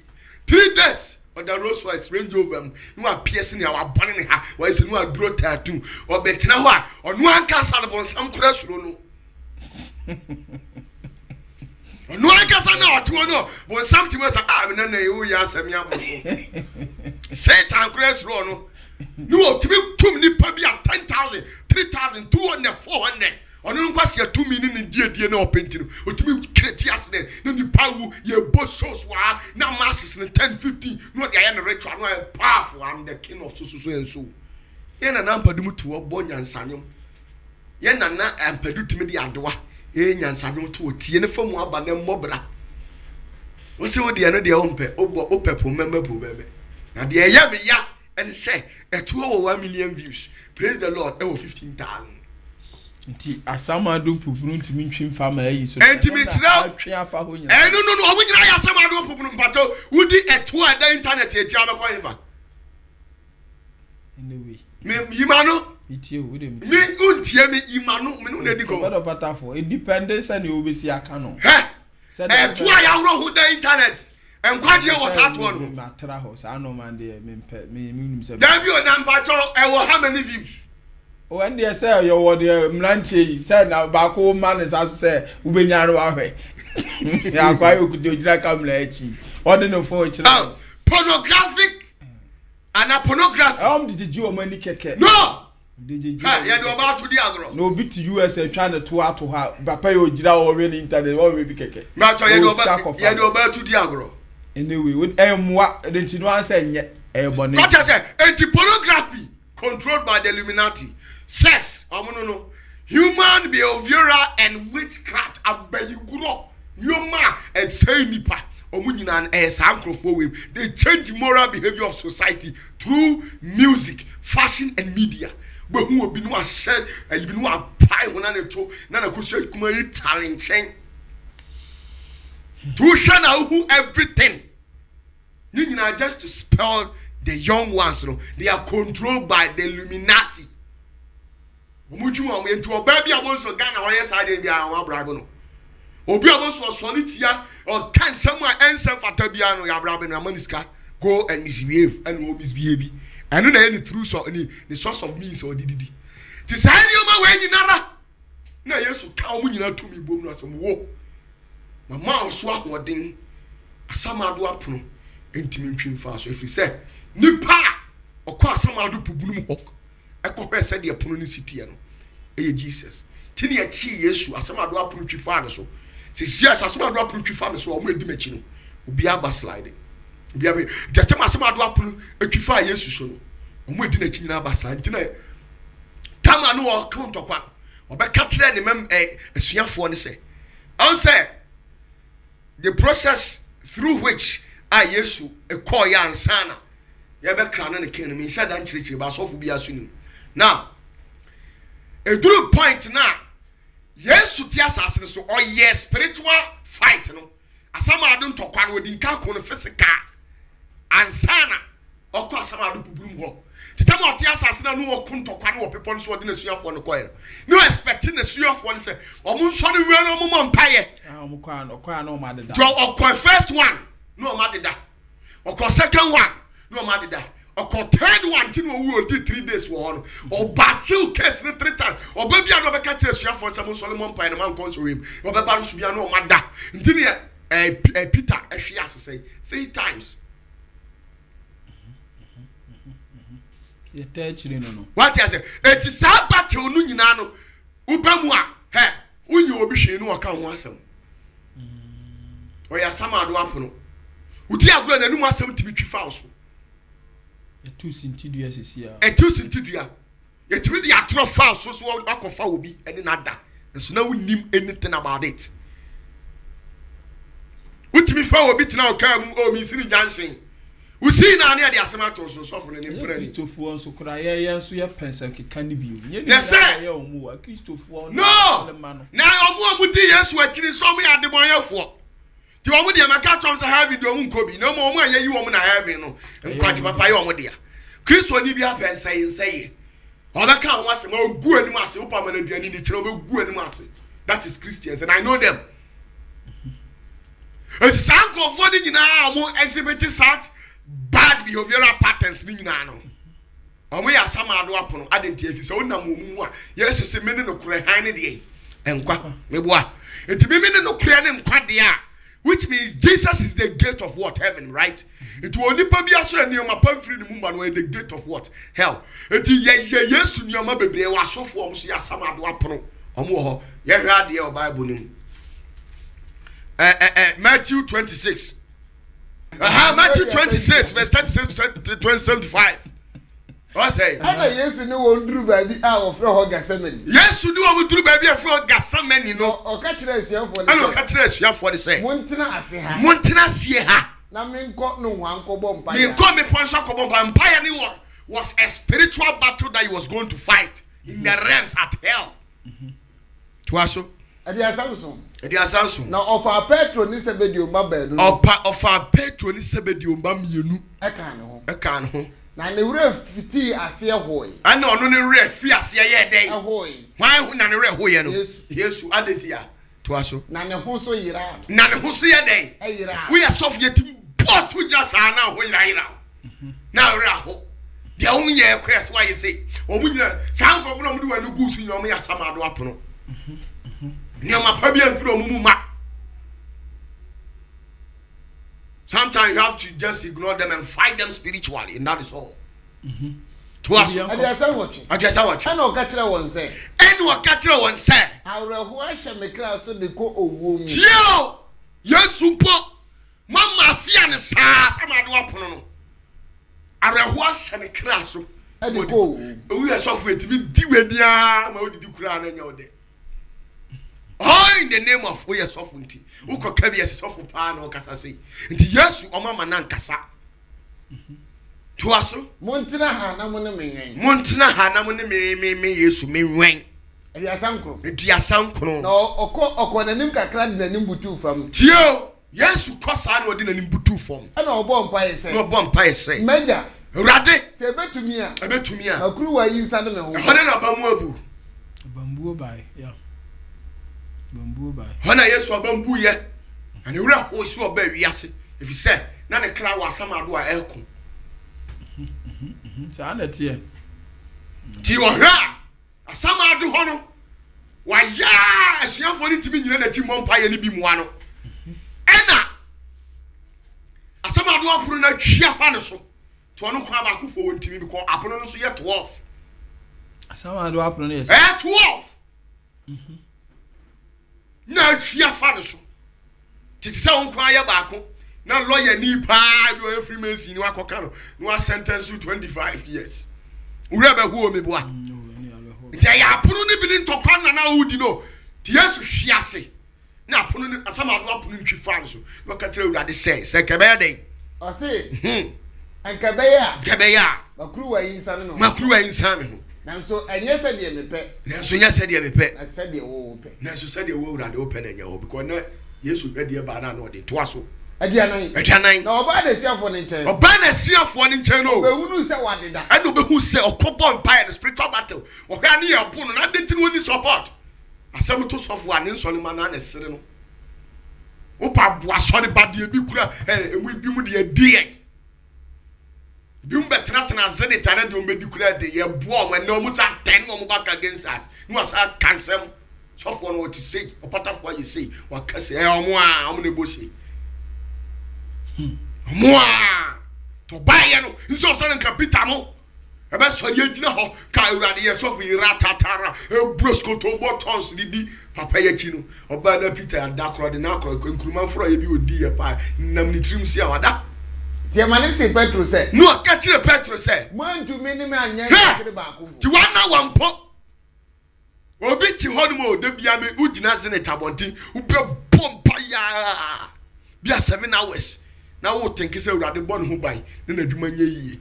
Or no poor Jumaba for your mabon pine, who see it as a rather so well, and rather than a demand cry. A young county, and Panason or no more to Faniso. When to me, I'm on pie. The dog back across one to my mom pie. So my bomb pie, the Acovan. Now when you walk, be shout or back or say, who really feed that. That is humanity. To have this hang of running in any woman, someone Motocano. Now, yes, I may to me when you think, or say, some are dropping to me fire so that. Twas so Timunya, now when you're day, Mum pie, na man console him. Man console him. I didn't hear. For yes, who say you find us one more Macadie.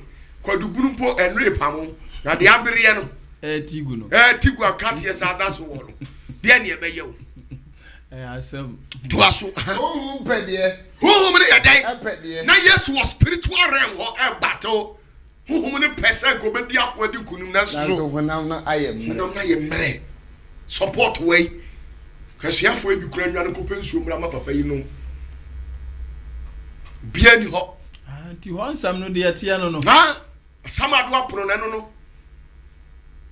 To how would you have some are dropping? You are a doctor, you are a lawyer, you are a judge, who do on one, or ye, when your Timamuni, as well about when you capra was happening, so I some are dropping, will be careful also.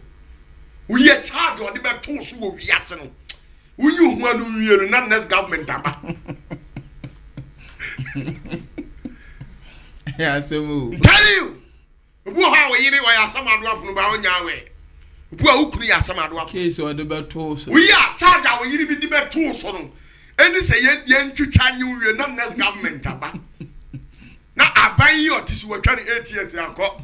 Ama aban foforo na aba. Aba sama do pubrum for no. No. Uja and someone about two so no. And the real best and kaka sa table for as I analyze na se mama na ye dead Juma mu nyina Juma ko shia sama do uti ko si apa asama do fo ni bi wo aduma wo ti ani ni dia onya kra na ya to so do ma so paw se wa bam be nti to be you cursing yourself say where is my God we nyina to me obitimi to ho aduma di sabe ho nyina me ma o ya asama do pubum fo amani asama do apono fo no so ni nyina mu no nyame sei odi wani wa adwuma bu sa timu so oni mo hwe so won edi wani na se won edi so boss no asama do punkase gate 12 no ba ko na si usu sa no na se wo pa unya hu fira ko yinsam no na fast ya wa ye ya wa po no wa pam create bi bu sa ma sa mo ba ye bi ma dai na se Jesus Christ a no mani nyina ato no I di Yesu ani na Yesu ko be hu se apun nya pompa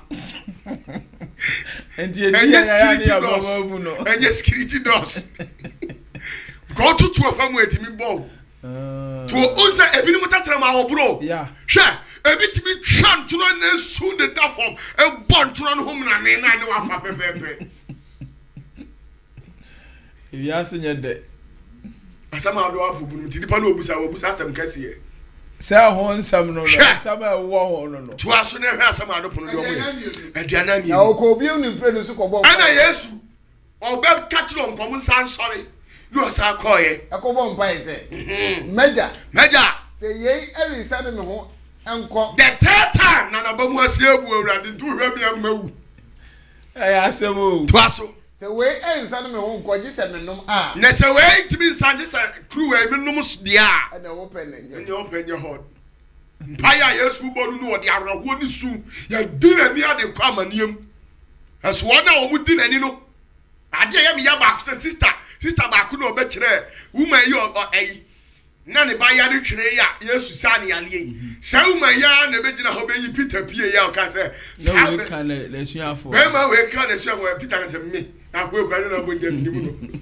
na se sa akura na ya sa ne yale yes na nyi wo ma wa yan sankire ne amom ne be yi wa ma Christopher se obi asusum sasaburo ne dam to mi hu fiat ni mu wo be ya kwankyere breki charge odi be to so no me say ye ni wa asem kra o court wie no na aban foforo aba to aso aduana meza na obaye no wasa ba second time wasa ba hunu se wade da bi wasa adentina nke kan no wa mompae wasa baye no no masa adeda the second time na Yesu su hwe eduru bina ni matama ni nyina roach tama the Lion of Judah pie soro no hwe odreyo Yesu kobasa obu asem timi to na kobasa wo yesofo ubo wani anani suo obi anka bi mawo obi anka bi ma de omo pan say yen sound ni yankun ko sofo baako de yemi ya sofo payiri so na o se wo ye nyame ba no asama tu no he said me OPATAFOUR e kra me se me nyamba di asam to me amega ne afira asase su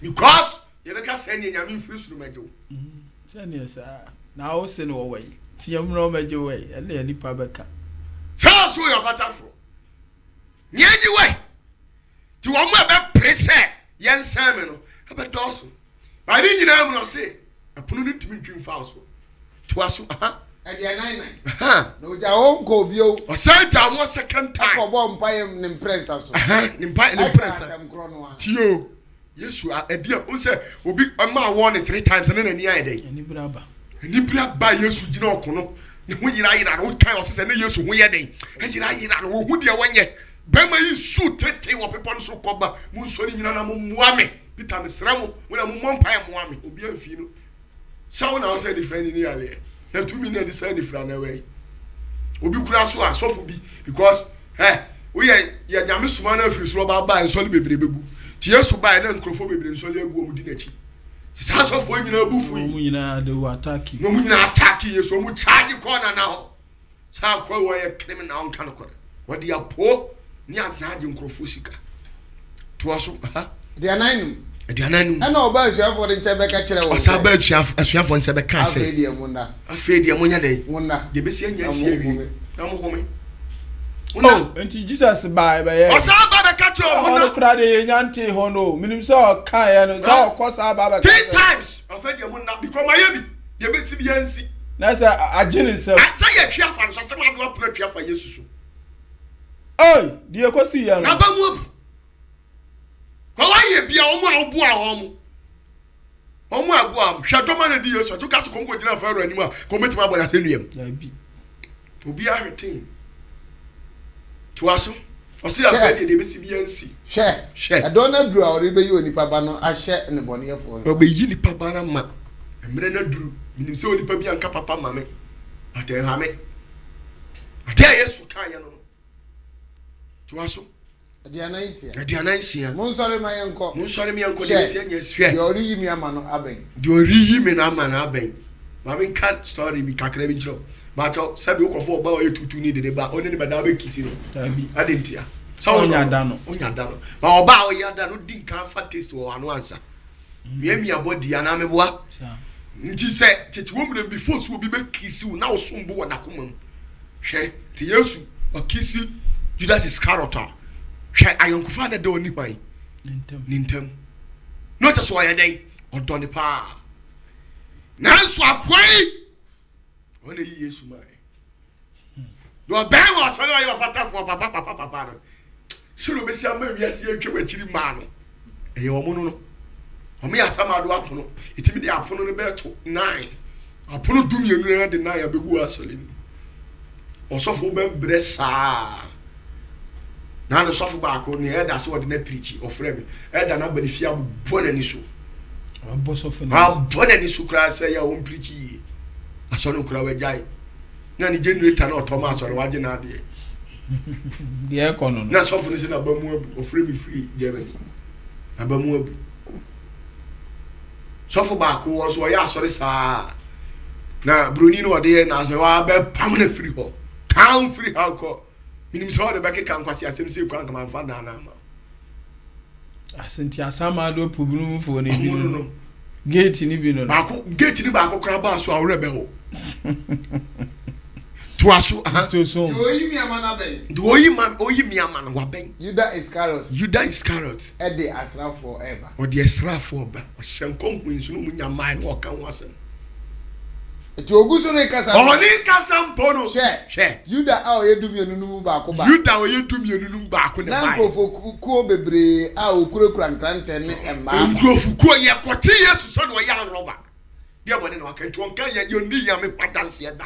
A Christopher na asofo mpemfo no sa asofo criminal asofo yo mayo asofo mpemfo asemba disi wo mo ne efre wo mu enso wo mu ni mu hwe fa nyame hu wo mu join secret court ne ade ade wo mu ne di akiri young man now crowd see who we school da be afeni ekotiti afiri e hu da nyame fra ye hu da se na bi nyame ofro onko de nya nka ho asem ye be hu da who we school when the children were there, go headmaster who go school papa. Who is your classmate? Who is your classmate? What gives you the temerity? Say what me preach. I want cry about this. Bible school bella ko. Bible school from me say accredited. How do be was say we cry no. O my sister no I second class dey bia. Okay, yehu. I had to ask. Now say what say nyam duma say wan. Na onya ko ka say the year 2000 because na me nyam 1964. 2000 na yenya mtimo wase ai abrante nya abutra wate bro ho ase pa na mimi tuwa mi nyedi paketo enso oye courtis ebi na sofo ba ko bo Yesu aso ka je ha ka de obo wo kire na nga ha ne body pa nyenya me so asem wa no do obo no onya sofo ha payifo ni bia ye nko Bible no de ye nko ewe he e Bible ye kan ko be hu to aso I say every asofo mpanifo ene o man no mpanifo nchen eka ne ho. Chio! Man mpanifo ne ba ko no ball. Ya go tino. Mi pacho o si de yi. O si every asofo de yi. Mpanifo. Ene o man no mpanifo. O man mpanifo ti mi se de. Adon me chi me no mo ma se miem. Ghana ba be mi twa. me be ma na me da ho kikem na me wo me nan fo be di ama omde omonye se Peter mo be di ama omo di maji o be di ama aka se Misuse owu ne Mr. owu mo mpaye omu di na najo tinedu mo ka so omo dana so me di ama me dia afia dura ni Tracy mo mpaye omo bonye izo omo tawachi empaba we sure ya ko na omo dinachi edom dinachi Janet ya so oda oh no she unim de ya na watwe na de oyi no ma no ama won senchenie se ayi omo ma mala se de mefina no tio Judas na ka de mefina no mu ko Yesu ni wo mo se ya we mo di omo di ma o sansuro me de mi nsuro ko mi nim say dan ya so do mo ye Yesu sa no mbe mi timi de mi ya we ma yan ko fi ade ma me kama wie ya tena wo hunu ma wie ye we de me ka se ma o nyi we ye ko yan ko mbom pa ye tu aso no tio o se de me fi na no no no light wa sorry ba panyini o na wa sorry panyini te ho eni bonte so ho ye lie ye podu afa kwam bone so tu aso na ntemara oba Yesu nche be kan say ntempara oba Yesu nche be ka say Rabbi mo ofe na no tio wiase so obi tori anopa no oda wase a ya agusane na ase na se kire Rabbi mo die na ama me hu mo se obeyimi aba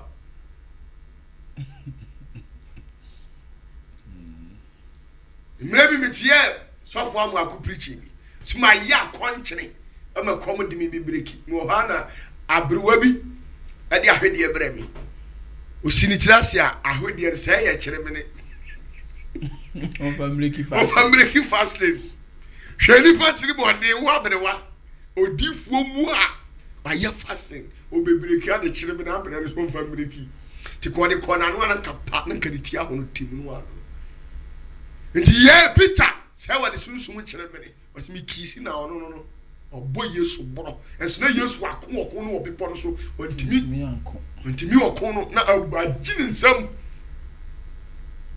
to aso ana Yesu say ne say damfo die ya damfo wo ba ha be ye de ho no kura Jesus o mantena se o so ni modifo wa usua ni din afedi o fe na no ti do obaye na damfo ya say da bi o who say utimi who say so for pain wo add David wo fa kwa etuna this also be say Emmanuel chamai timi no am saro nti o Jesus who say onye do das bio madamfo ha damfo oba ha be ye de ha de kwa ba sere su na nka ho te ho na oba ye de won sa be so de mu e kire no ha no mba be chi Peter damfo be ye de wa ko ye ko no mi kwa kwanche na nka ho be dey wa ha tell us what you came to do to us adionum ba ko na she ona o ka Yesu hunu mu ba ko etene ne nsa twenkrante tio o de boss of pani no akwa atwa na so nya bo tire so pani na akwa ba ko o ka ho na Peter di twa na so okay to us adionum mienu ana Yesu ka kire no se fa won krante sa ne she de fa krante ne she ba bia na she wona wo twenkrante wona atwe krante no enkranta no bewu to us adionum yensa anase wo gine se anka miri ntumi me nsire ma eja sesei na onsoma abofo asafo dom ba buru dumienu emegina me ho tio ba buru dumienu which means asama do apono ne say 12 nti just wunya de eburu sa ti Yesu sa sa do vi sa de we nya nyame na ma kwan a ka mo betimi agina mani nti sense de obeti de we OPATAFOUR is powerful na asama to ni mpofiri mu na wo dwedwere o jeje no ti nya nyame na ma kwan a do vi sa ba ma bi betimi agina mani minus why was no na abini sisi a men ka sa ba kupantu na pampa mu amoda mu amnyim Bible ti asem bi beto OPATAFOUR no na obi ti ba bi injini nyankopon nti we na no ye osofo we na no ese no nyame na ma kwan say it happen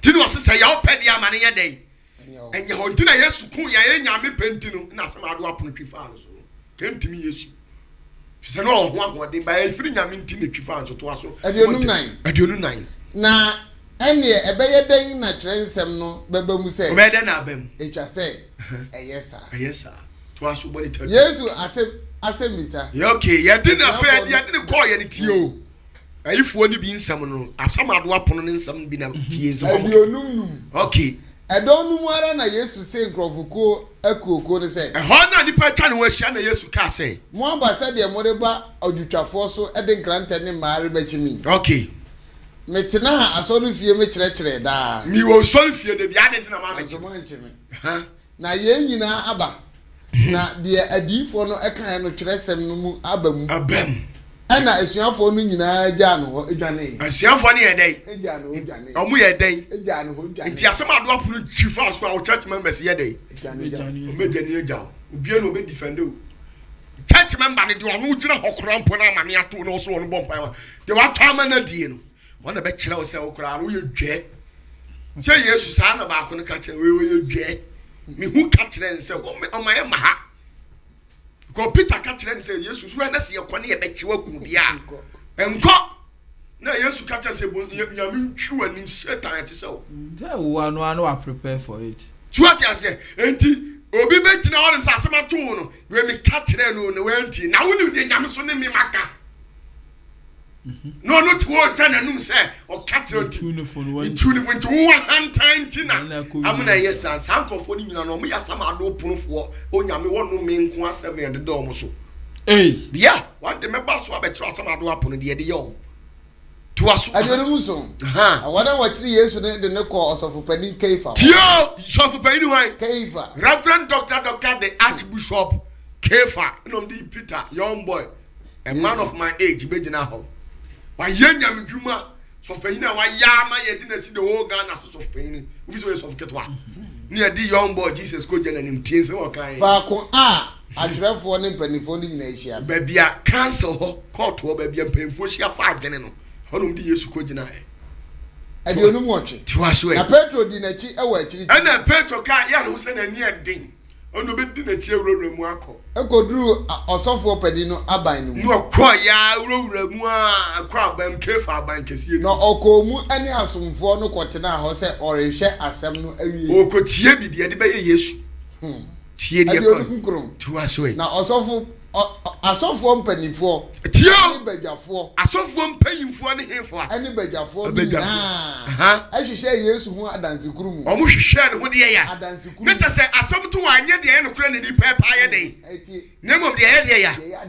adansekuru manya ne kura so akofa obi as we evidence we video ni picture kyeresa we obi ntade panada ode beto so sofo we kromfo utwa abode o wi abange be ya hwan ana wi an market hwan jene no wafa eno na ni pepeti yes nanso wanya ne ho asem bia nanso so wanya den wanya ne ho asem bia owo ye ya bo patafo chad wafa we woni we ya isi wa isi owo hwehwe asem ni mu an patafo ye innocent twaso adansekuru mfo bebre bai de adan e bebre kwa mfo bebre bia omo e ba bonto ma ba be di adanse atia me na doso nanso so twaso e rade na achire yi no nipa baanu bi ba se nipa tu bi ba se oyi aka se tie Yesu aka se metumi madwiri Nyankopɔn sɔre dan enom ko fa plan se mbiri bi kura Yesu ka se obetime adwiri Nyankopɔn asɔ dan asɔ dan su ya asɔ dan dada yesi so me esa kwa no de oyo na ebe o manim me de na no asema aka dada na video da ho ko sata Facebook no be board ko edu twaso e na me de nonsense na o de nonsense na who can dress and say David crazy asɔ dan we di so many years who betna radio so a wo di dwane a hantan so bebu asɔ dan kese we Jerusalem abantinti we na the 3 days who contractors yes say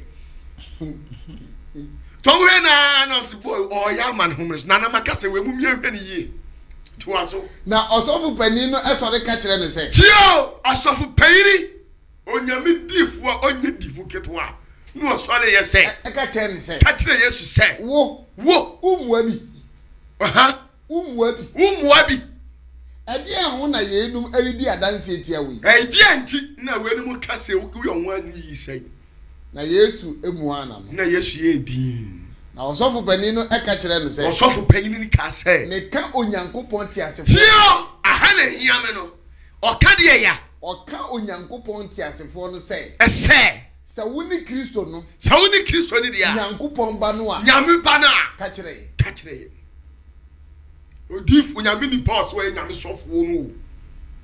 Sofo panyini na asema ba no betwitwa age ne nyanko sofo no. Ono na on the way I see I swear. I say, I swear to God, if you are the Son of God, prove to us. He was expecting Jesus to work miracles. But that time wasn't necessary for miracles. And look at what happened to us. And you see, now, Jesus is saying, now, yes, you can say, Waka. And look at the sin on to us. Now, so Messimu say, Every ne, who only pabano, who sent me, yes, I'm yoni pabano, Yeni Pabano. say, or to me, Nunifa. What tin young couple only fast, what tit to me, Nunifaso. Now, Oreba, oh, Munum, Or you bow, dear, Mununkum, and Ukrana, Kwan and Coco Pie. And also for Beninus, son, Atadium. Ha! What put them? Who got to the heavy? I could get in the farm. Name Martina Hay. Yet to Yamit. I've spent ministry 45 years. Even the number of years I've spent in ministry is far older than your real age. Me man train your mini faso. Who mom train your mini faso? Sometimes I'm a tramka say Johnny Macasa. You was so open for this guy is a joke. He's a lunatic. Why your cousin? I'm crazy. I'm not consumer about Casasa. There's nothing you say because when you know what to years of pain in the air. Oh my own for any your fault. To a kind of pain in Susan Atadi. How? What in the fashion of me met away? What can you say? Casimano got here. Casa caught me, Patamanka. Yes, we do not know who. Twasso. Now, a dear grand here say, you bring out as you. Now, we cry, dear nature, and a boy cross some battle. And one media dancer. Now, boy cross room, what dear. Shasami many Massimo Walker. Or no Cotrania means if I may meet him, because I met him. Imagine if I win in Atra. Small boy. Yes, she's of when you cross 3 years. Who can do 2.5? I say, whoa, sorry, I say, Prophet OPATAFOUR the same. Whoa, say, what's in the foul? The Yami Yakwas, what can see in our own corner out in the forward in our. Was Sana telling, we'll crack, I say, yes, Muadi. Now, Branton and Shadi. I've heard your Martin and Busis. I've heard your Maya day. Martin and Mama was sent in Shadi. Go was off 1.40 years, some comment now. What was it? I didn't make us alpha. Unkwana radio better now, them no Cassas, and said you were near. Now, some at who knew Yaman and Big Ganu Cream. I said, Covier, I guess, and Joseph Banini Busa, and Dominic, and Joseph Payne in the Busa, Dominic said, what you know, say, Timuka, as some are your brandy, I can wouldn't say. I know, Musubua say, and no Subua say, also, or said ye, also, to us. And your sense, I know what thing is so good and him. Tio, now what born a good for paying. And then just suffer pain in an area. Suffer pain in a castle. Software Tobo, Yasam, start to free myself. Why am I some more commentary? Now, but I just send him did. I know some Panini Susan, and I suffer pain in him so net. I can't say, what can you say? What can you say? I didn't hear you say. I didn't hear you say. Yebenya dance here. Yebenya dance. Etuwa na eka say. Osofu peni no. Twaso. Share. Afedie. Afedie. Muamati na busu sa. Muamati na busu sa yandi nkane so peni no awro Natalia titimu dado. Enti na wa mu bulos. Wa mu bulos ndada. Ana obusa adom ne say. Tio, ana so peni ni busa adom ne say. Muamo gina ho say. Mo gina ho say. Ana omusu bu ase. Obu ase. Oso owu. Oso owu. Ana tia hai. Nti ye ha no. Ana wotinta suogu na nim. Wotinta suogu na. Ana tinta su.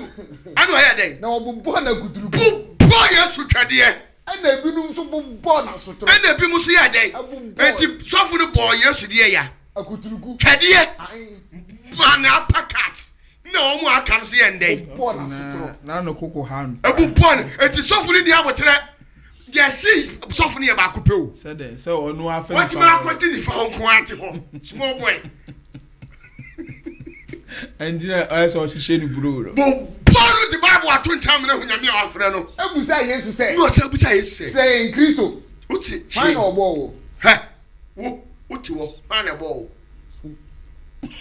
so na oni akoma sa ni person ni kwase e won to gate nipa so for it was Yesu tire mi obo wo oni akoma na ni kwa chama and trust I be double so brother no bana for ye de me pe unu wa prove a kire me nyame nka ho nim se bible no me di abra ba bia di bi bewura nti yesu amani hunu na asofofo na ye ne asofo omuka asamado apono no ho nti eden ya ye babu abijafo kumase online na wani ne wasugusu a wo hwe no ansam no doso but yamre no kwa na ekọ nsam ni bebre ne guma ni mai ya de ba shada se ne dani wada wo ma na wo twe se ne de oye bia prophet opatafo ye bia twe ne breye na ye ntimi nto adwumadi ne so wie ne prophet de oka twa to ne nsam me chie obi bia mobile money ne daso no ai eden me didi me de me nto obi a case mobile money ne daso de o ma me a mate ibesi awo media me tejari nsane faso ai hanam tie na so mami a o de mate me nkasa de ya misumenya o yawo yesro ube ba ho na ube obata for on kan me na o ga ye ho amba so na mo Amsterdam na kan touch up sit na ye ntia nkwa misumate o so nyame nka kodi land so we ti ho nyankopon shira me do be re kwa. That was just by the way. I believe say the aka nyina no. The person me try say mo anyi na ho. Why Mr. Ya mo anyi na ho. Na enye nyina na ye basa ana ye ne ma born da bi. Ebi mani abre asofo papa nyamde. Ebi so say nyamde but aba ne den. Yesu breso na trufo adifo ba wantimentu o mase. Ntinya na ebetimetu o mase. Very powerful in the system. Just look at where these are somehow do happen is coming from. You can see some a very powerful system in the society. But I can be na your da Mr. Fachem. Why? We don't say Nyankupo. Me patriotie. Zenith TV Abba. Subscribe to Zenith TV. Search it on YouTube. Zenith TV and then Facebook. And then the same time Facebook. The name is Prophet OPATAFOUR. Just search for it and like my page. Subscribe to the page. Don't forget. Subscribe to my Facebook page. That is Prophet OPATAFOUR. Every weekend, we normally give you people an inspirational messages. So just subscribe, come to Facebook and then subscribe to it. Very soon we'll be going on live streaming on Facebook. So I'm encouraging you to come to Facebook and then subscribe to my page. Right.